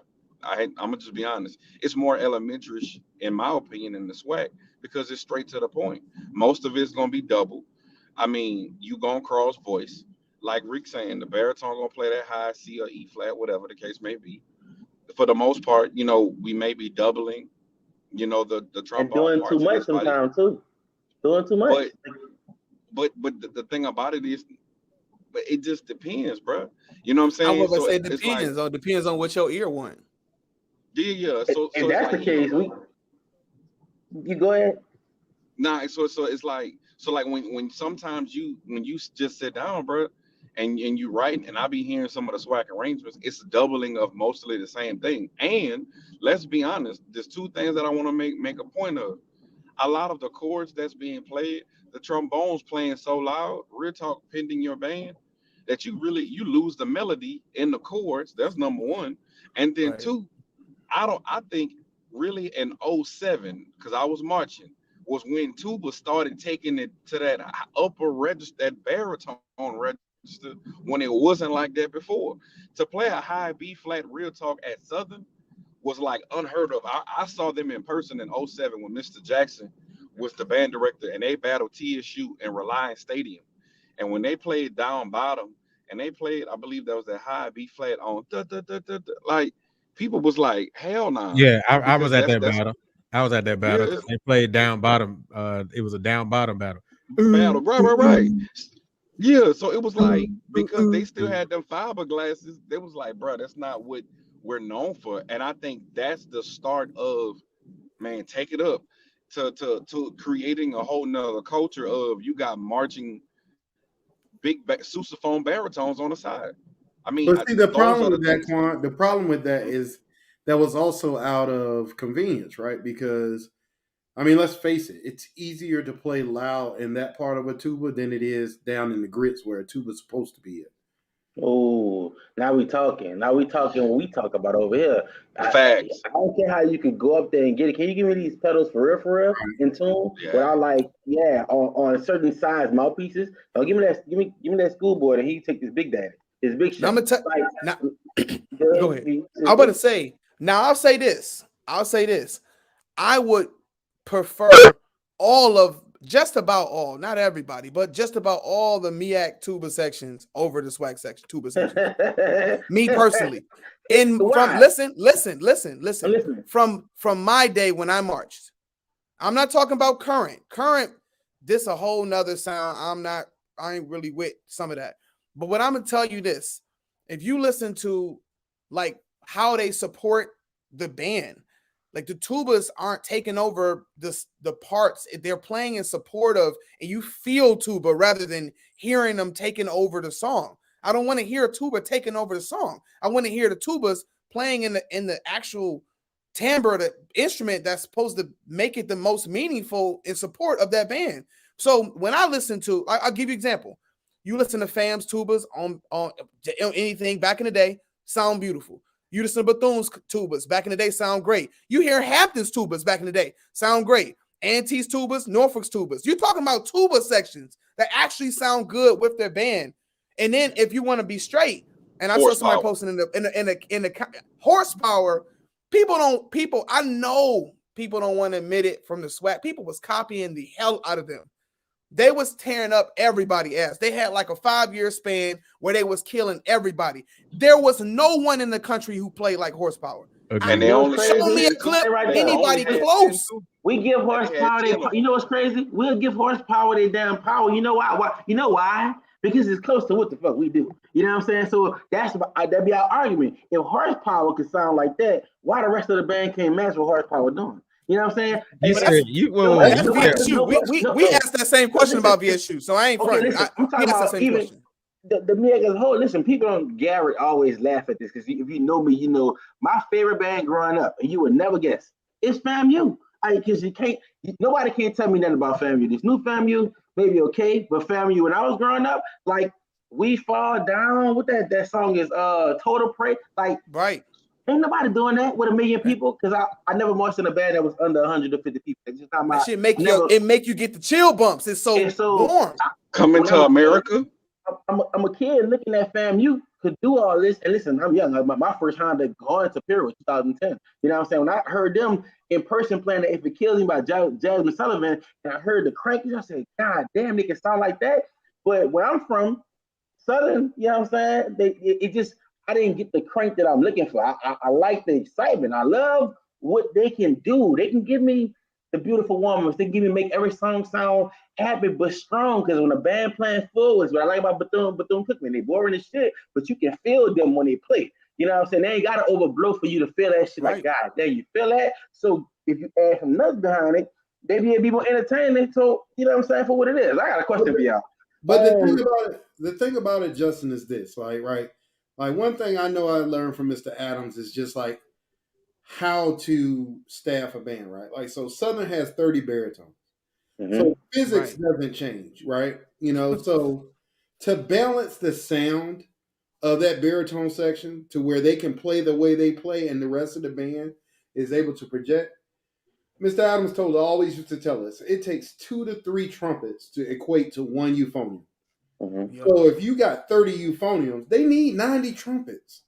And they don't have 90 trumpets. And no band in the country has 90 trumpets like that, right? So, you know what I'm saying? And so what you want them to do in that situation? What you want them to get rid of some baritone? And put them on an instrument like trombone.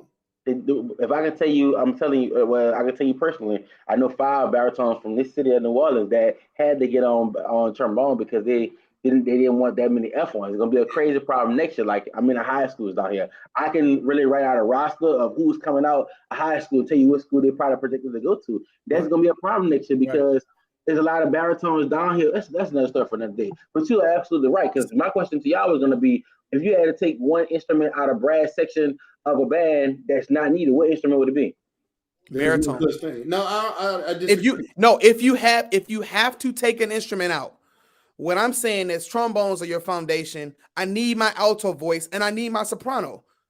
Baritone, sometimes if I'm saying if there's one I have to get rid of. When we think of who write chords, SATB, not SATBB.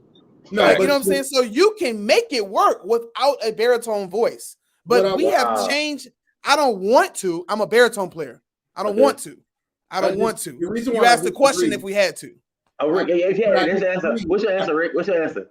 I disagree because the baritone in most of these bands is not being used in its true purpose. Baritone means tenor tuba. So if you look at orchestration, now we're talking about music education now, right? If you look at orchestration, baritone fills the gaps between the trombone section and the tubas. So they should not be playing as high as they're playing unless it's on a melodic line, which is a whole nother conversation. So me personally, I think that because they're so often used out of context, that's the reason why they become expendable. Yeah, they have a similar range to the trombone, but they have a different timbre.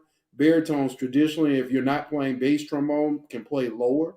So for instance, if I'm doing a B flat chord, you know me, when my arranging, I like use a rootless voice in the low brass and let the tubas handle the root, because tubas don't need no help on the root of a chord. So I'll put the tubas on the B flat. I'll put the color in the baritone. So I'll either like to add the power, so you can do a power fifth for the second baritones, and then right above that I'll probably put like a ninth. You know what I'm saying? So like I'm always thinking about color when I write. A lot of bands don't think that because baritone is in my opinion, the second loudest brass instrument. So it provides that oomph like you've been talking about, Justin. So in my opinion, yes, I would agree with Mario if we absolutely had to take one away, because that's all. Yeah, that was just to answer the question. Trombones, I don't want to get rid of no baritone. Serve similar function. Quan, what's your answer? Oh yeah, I agree. You say brass instrument? Yeah. Out of brass section, you got to take one horn away. Oh, I would get rid of baritone easy. Because like you say, I got SATB. I mean, SATB. My trombones can play, several different parts. The range of it is different. I mean, they said it. I would get rid of the baritone. What's his name? Julian, what's your answer? Because you say the same thing with them. I'm just blaming on something. What's your answer? I'm gonna be honest. I don't disagree with none of them. Damn, y'all taking the baritone away. The baritone, the nuts. Go ahead, Colin. No, Justin. I think you're saying that because of the use of it now. Like, no, I'm talking about period though. Like in a situation. But that's what I'm saying, because we're looking at it. I think you're looking at it from the perspective of the use of the baritone now. Like, if you think about like I say, 1995 Southern is my favorite Southern of all time. That's when I heard them play Cold Hearted Steel. No. I graduated from high school in 06. I ain't old, bro. No, Okay, guys. No, but I saw them face to face, like when they played Cold Hearted Snake. The way they was arranging, the way Cornell Knighton, peace be unto him, arranged that, man, it wasn't no baritones that was blasting and taking it up. Like they played, and I think one of those years it was Bell front baritones. They was marching. It wasn't the way that they were arranging wasn't for that. A baritone wasn't considered a power instrument. It was an instrument that had a different timbre to it. So it was melding. It was the melding instrument. It brought things together. I trombones. The trombones are the bed of the band. Like you listen to a band without trombones, and they sound like a bunch of different separate parts. But the trombone come at the chords and tie everything together. My answer would be the F1. And I'm gonna just blame it on I guess y'all being from over there. F1 is the kind of melody instrument. Its sole purpose is to help the trumpets. Am I correct? No. Absolutely not. I'm taking the F1 because I feel like when in nowadays in band too, because you brought up a great point about how the bell front. That's something we used to use in New Orleans all the time. The old St. Augustine used to have a bell front. I miss that sound, but I like a regular baritone. I'm not a euphonium fan. I like a regular B-flat baritone. But I just feel like in certain arrangements, like, and how now the F1 is used all out of context. You know what I'm saying? It's to give extra whatever you need wow factor. But if you got a dog trumpet section, you really wouldn't need F1 per se. Trombones hold down the chords and everything, the aggressive parts, I would get a baritone. So if we had to take one away, I always ask people that question. But Justin, you're talking about compositional technique, which is something different than the actual role of these instruments, right? So let's talk about going to, like, let's use that same example you just gave about the bell front baritone. Mm-hmm. That instrument in itself, like say you're playing a traditional, march, that instrument, because that instrument in the grand scheme of all the brass instruments, if like obviously mellophone is new, but that instrument has a very specific purpose. They don't use it in orchestras very often. They don't. It's only used in the wind ensemble and marching band set. So that instrument serves a specific function. And if you want to talk about Wagner and all that, like I said, it's rarely used in the orchestral idiom. So when you're talking about compositional techniques, that's what I brought the question up last week. Mellophones are constantly playing in the trumpet range to a point now where people are accustomed to hearing that sound, like you said. Right, they double the trumpets in a lot of bands because that adds power. Because, like you said, most bands you can't hear their trumpet section. So that's a compositional technique. Not most Jackson per se, but Jackson, their range dark. How you say you arrange for bright in color. Yeah. That's what I hate about Jackson is that I don't love hate it. It's just weird to me that all their arrangements be so damn dark and they find some kind of way to be good. It's like something is about to happen when they play. Versus Southern is up and down. That's why I think Southern win at. Southern hit your ass with a rap daddy, they're gonna hit your ass with a ballad, they're gonna hit your ass with something else, and you find yourself trying to answer what they play instead of being yourself. And I don't know. That's just my thing. But back to the original point, man, I don't know. I just think it's a preference thing because I wouldn't want to just trump and say shit. If y'all just stick to what y'all do on y'all side of the map, and we stick to what we do on our side of the map, like we still I ain't gonna say win, but our shit has become popular. And somebody who's of the culture and does media, I don't even see, unless y'all got somebody who's gonna straight just whoop ass. When Norfolk needs to start being seen more, hopefully I need to see, because they need to start getting in that water with people for in some kind of way for y'all to get some type of appreciation. Because people, we have to appreciate it in order to like it, in order to gain fandom. People say why Bethune couldn't get all these damn kids because every band director on that side of the fucking world and in the Georgia area either was a Bethune fan. That's why they got all them damn kids, and they breed them to sound like that. The kids don't really like what they play. I talk to a lot of Bethune Cookman kids, especially the ones that marching GAM. They want to do what we do, but the money that Bethune-Cookman to pick it off. So I just say everybody do their own thing, and y'all gonna hate what we do. We don't hate what y'all do. We just find it boring. You know what I'm saying? And we don't hate what y'all. Yeah, I better say. So let me tell you this. I know you don't know this about me. So when I got to Norfolk, everybody knows about me. Rick can tell you this, man. I came there with a specific purpose to change the culture of the baritone section. Mm-hmm. Specifically recruited to change the culture of the baritone section. I come from Cass Tech. It was a throwaway. Let me tell you. Yeah. Let me tell you this. I'm not a bragger of myself, but you put some sound through the horn. I'll put it like that. That was what I was known for.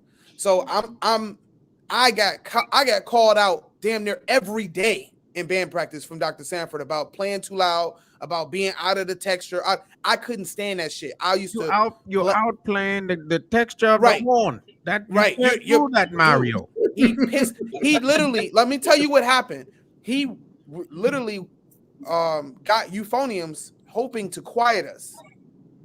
He wanted to quiet us, thinking that the larger horns was going to do that. We wouldn't be able to play them as loud because when I the first HBCU to hit them euphoniums? No, we weren't. The first was TSU. Tennessee State. Okay. Yeah, Tennessee State hit those joints. But I remember. And so let me tell you that. So my line brother is Ken James. We pledged KK together. We started the baritone together. Ken went down to Southern after 02. We did our thing in Norfolk. He left and went to Southern. Him and Ratonio Anderson, who both went down there and became section leaders at Southern. And so when I'm saying to you, I was the section leader at Norfolk.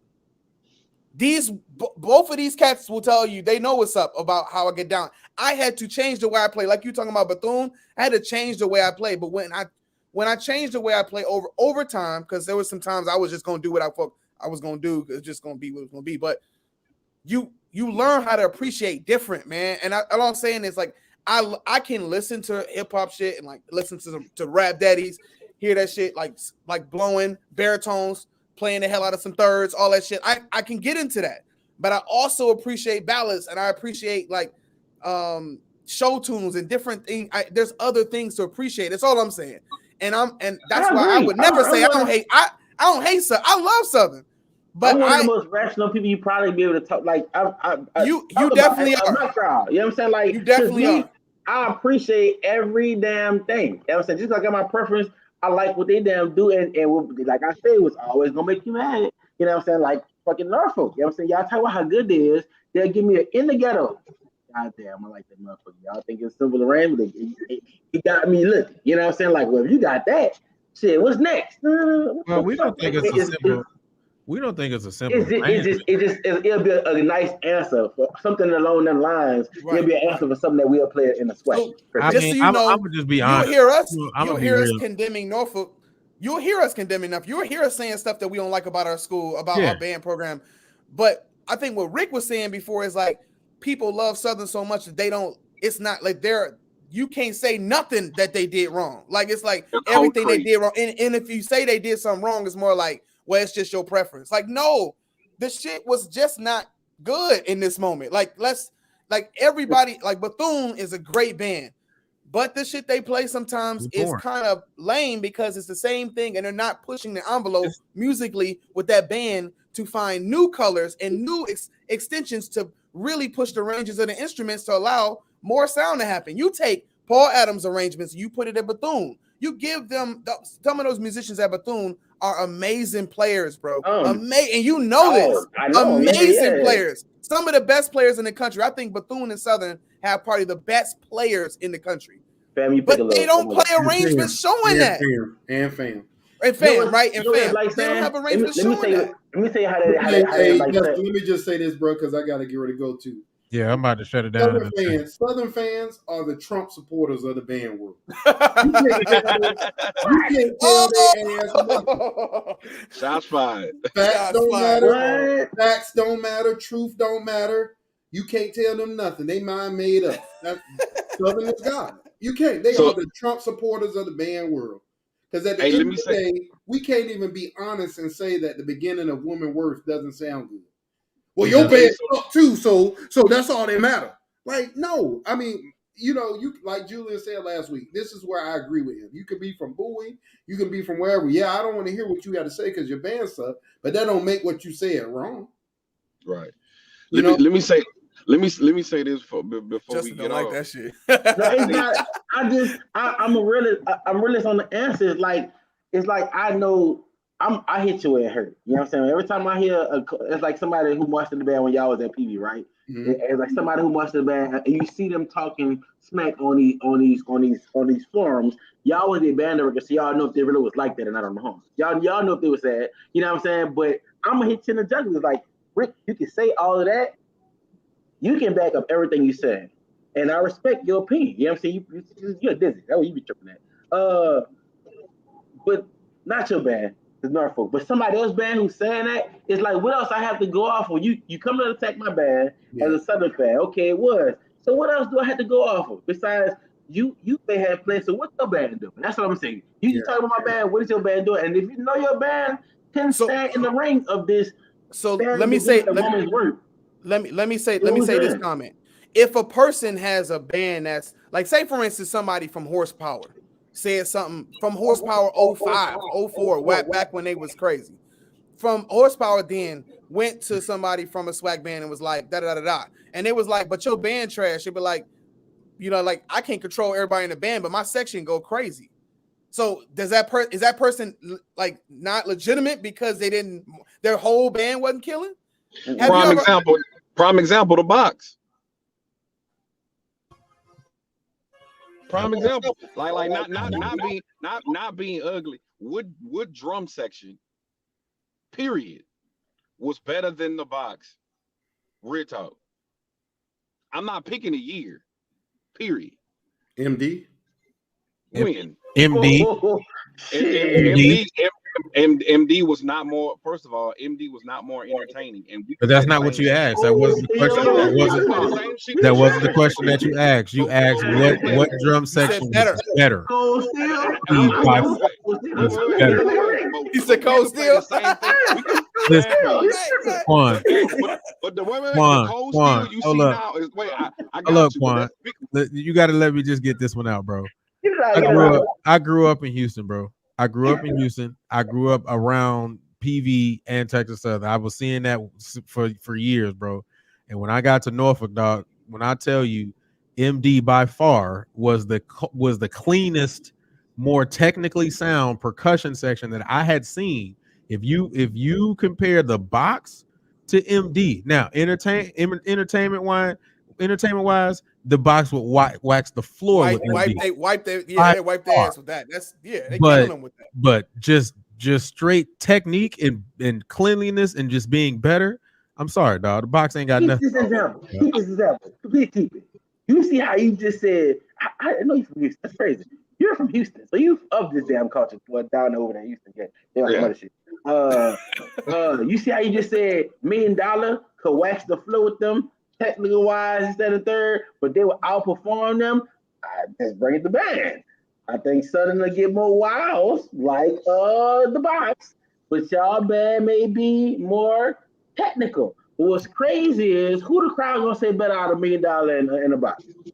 Depending on who listens. I can't answer that. But I'm gonna keep it 100, Justin. Like if you put the Box and you put MD in the same in a gym battle together at Norfolk State, Norfolk and those people around are gonna say MD.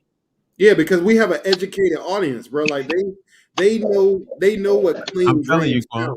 I'm being honest. Rick, boy, you hitting below the belt, boy. And the reason I why want you to understand, we saw Morris Brown at the height of Morris Brown. That was my point. We saw Morris Brown at the height of Morris Brown. That was my point. We've seen Sticky and they great in their good years. We just seen a number of good lines with the entertainment factor. People rolling on the ground, people doing flips. We've seen all that shit, and I'm talking about when it came down to straight up playing. When it comes back to playing, they are going to not outperform us, but they may out-entertain when it comes to all the theatrics. When it comes to playing, yes. And our crowd, that's all I'm saying. And our crowd is not going to give you just the pass just because you're entertaining. They're actually going to look to see if you they are know drumming. That's what I was saying. That's what I was saying. So let me. They come to our battles knowing what to expect. Go ahead, bro. So let me be clear. $1 Million Fun Squad is an awesome goddamn drum line. Not knocking. But the Box was the shit. We'll sell but tickets. you Y'all but, was. And but I ain't denying that. here's the I ain't thing, denying Quan. that. Here's the thing, Quan. Y'all still Once are. again, Not was. Y'all still are. well, there ain't no box. But let me say this, Quan. Once again, I have to go ahead and preface this as a person from Houston, right? Like the box is and was technically sound. The problem is that the way that y'all presented yourself didn't showcase that. You all showcased the entertainment side before the technically sound part. Then I disagree. hello, whoa. Let me finish. Then you would get in the stands and then you hit the technical stuff. But we didn't, that's not what we saw. Or y'all would block up somewhere else and nobody has a recording of it, and then y'all play all the technical stuff. But we don't see that. So we can only go off of what was given to the crowd. And so when we look at that, I remember the Jack in the Box heads. I remember the afros. I remember when they spelled PV McFunk Box. I remember every single one of them shows, right? But I can also remember when MD had everybody from MD, from the cymbal line to the quint line to the bass drum line to the snare line, playing snare and playing it clean. Or the time when they had all the bass drums lined up in a row and they were playing sextuplets as they were moving around the bass drums. Like I remember we did that too. So I'm just telling you, when it comes to what was actually showcased entertainment wise, yes, PV got it. Technically, MD all day. What the people I would say this. Poe still stole everything from y'all. I would say that too, though. They stole their entire Lamont is there. thing is stolen. No. Well, no, we can't. But see, I respectfully, I can't say that because they changed after they saw us in 07. That's true. When y'all were chopping it up in the hotel. Like, that's the I saw Cold Steel back in the 2001, and they didn't look like the stuff. But I mean, like MD looked like MD. But let's keep it up. So if we just say the swag, there's no like put like this. This is how I know when something is influential. You about to say go back to that. Go back. Could you about to say this? Like what? Please don't say Fun Factory, bro. Like, I'm not about to say Fun Factory, but it's somebody else brewing the swag. Nigga, say your ass live. Oh shit. Anyway, so like, let me say this. Warren Thunder? Are you saying Warren Thunder? You damn straight Warren Thunder. I knew you was gonna say Warren Thunder. So watch this. But the Warren Thunder you see now is not the same because, like, I'm gonna show you how an influential a section is. We were put out, and I'm not gonna go in detail, but we were basically put out the band in 09. From that point on, other drum sections started popping up, and you started to see what they were doing. The WT and the drum instructor who's there now, Mr. Kelvin, what Kelvin last name? Barry, was my drum instructor in LaPlace. That's not the same drum section that you see now. That's not the same WT. That's not the same type of playing. I will put them as #1 drum section now, honestly, but that's not the same drum section. Dog, it would be drum sections that would. Where is that at? Warren Thunder, that's Jackson State. Okay. They wasn't even like, there was drum sections, bro. I'm not lying. That was not standing up when we was at the games. I'm telling you, dog. Like, I'm not playing. And then peace be on him. Prof Ed was. Y'all, and I'm thinking about it. You march what? What you march?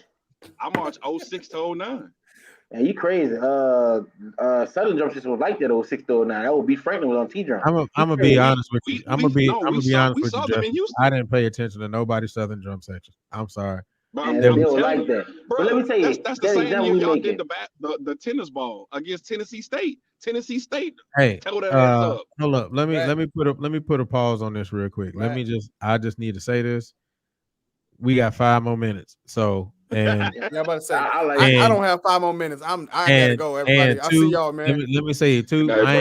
We ain't about to talk drums all day. Just because you, because I say it's about what I'm saying. Just letting you know now.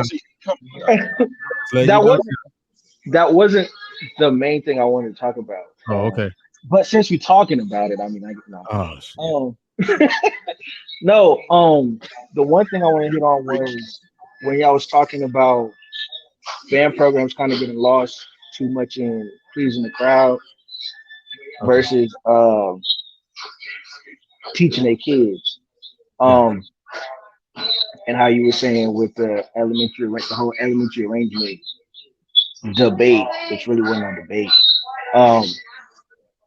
The way I was looking at it was, well, every band program should be trying to have their own identity, right? Like you say, okay, I can clearly tell this is Fam. I can clearly tell this is Bethune, PV, Southern, whatever. But I think when you come to people call themselves trying to critique it or what have you. Turn your YouTube down. Turn it off. Hey, turn that. Yeah. Sorry, I had you on TV. My bad. You good?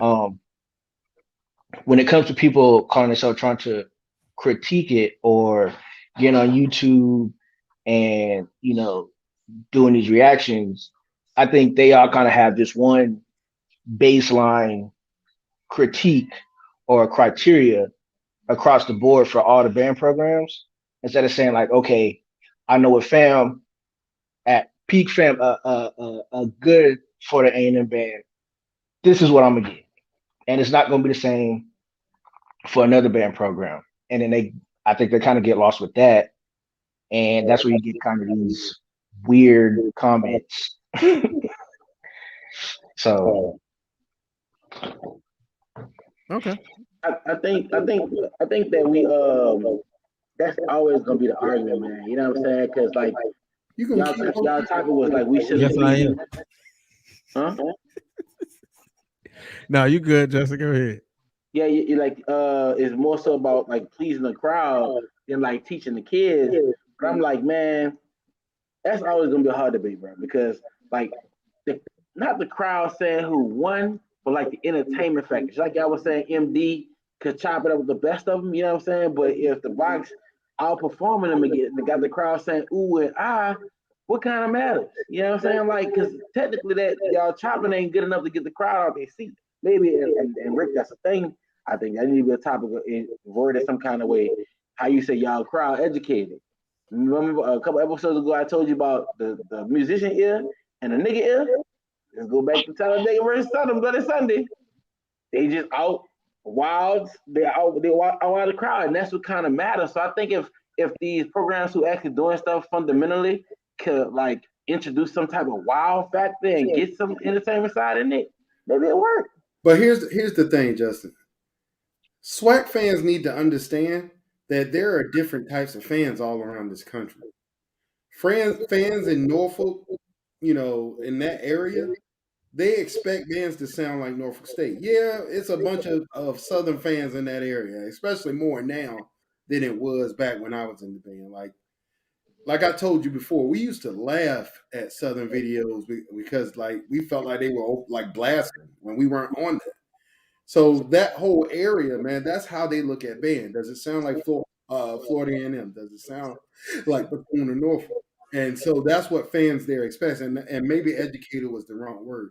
They are informed on what Norfolk does. So when they come to the game, that's what they expect. So at PV, those fans know what the box sounds like. You go to take PV's drum session in Norfolk, yeah, they're gonna get some wilds. There's somebody flipping over somebody and stuff like that. But at the end of the day, you'll see it, man. Hopefully Norfolk has a battle soon.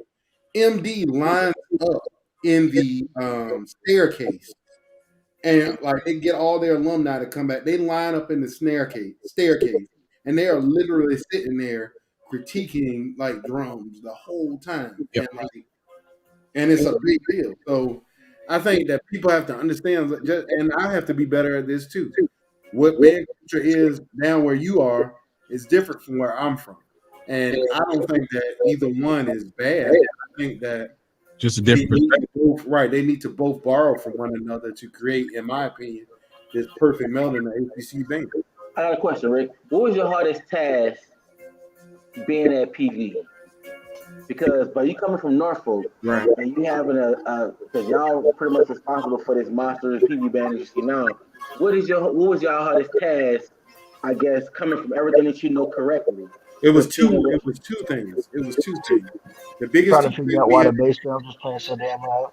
Well, that was the first day I walked in. I'm like, what the hell? But anyway, but I had to tell them like, dog, this is the culture here, bro. Like you got to get used to it. I remember I used to say that all the time. It was two things, Justin. The first thing was we had to fight to teach PV band members to have pride in PV band own program. Yep. Yeah. That was one of the biggest things. Like we had a band member that came to PV band practice in the Southern University band shirt. Yeah. As a fan. He didn't march in the band. Like nobody would walk in Southern's band room with a PV Marching Storm shirt on. So that's the type of stuff we were dealing with. That, and the second part was just constantly hitting the pedagogy of the sound that we wanted. Right? That thing took years, man, to get that band that they have now. And to me, the culmination of all the work I had done when I was there, the 5 years I was there, was 17 and 18. Because in my opinion, 17 and 18 PV were the best bands PV has ever had from a sound perspective. They were amazing. So, yeah, man. So it was definitely building back pride in PV, and also just making sure that we're playing with what people now consider to be that PV style. And I know when Prof. Ed was there, you know, he had his own sound. PV had their own sound. You know, and the alumni, I'm sure they'll tell you that. But, you know, this new PV is a different monster. Yes, I'd have thought it'd been something along the lines of like fundamentals, and like maybe when y'all in a battle with another swag band, you're just amazed at what comes across the field. Well, we were, but like Julian said, Julian had prepared me for a lot of it, right? Because I was not a big Southern fan. I was not a big Jackson fan. Matter of fact, while all the years I was at PV, I didn't think Jackson was great. But, you know, kudos to, you know, Dr. Little or Mr. Little. I'm not sure what it is, but his band is a different monster, you know, and Southern, like Julian told me, like, dog, this ain't about to be what you used to. And it was not. They was on it right at the top. We ain't had no zero quarter at Norfolk. Zero quarter at Norfolk was us playing Behold and then they went to the stadium. You know, that was a different culture in itself. Damn, we got to prepare for before the game too? Golly. Like, so, yeah, bro, the culture was definitely big. But it was more so building the pedagogy and instilling pride back in the band. All right. We got to get out of here. He got a paper to write, and I got to go to work in the morning because I got a performance. But you already know how it is, man. We definitely going to link back it up and do it all over again on Wednesday, man. Appreciate y'all. Dev, you got to check in a little earlier, man. You can't be weak. Man, I'll be eating. I'm not trying to be on camera smacking. Like everybody else does. Nah, because I'll be tanning up. Got a whole plate. All right, brother. Well, we appreciate you, man. We appreciate everybody supporting us. We will see you guys next week. All right, y'all.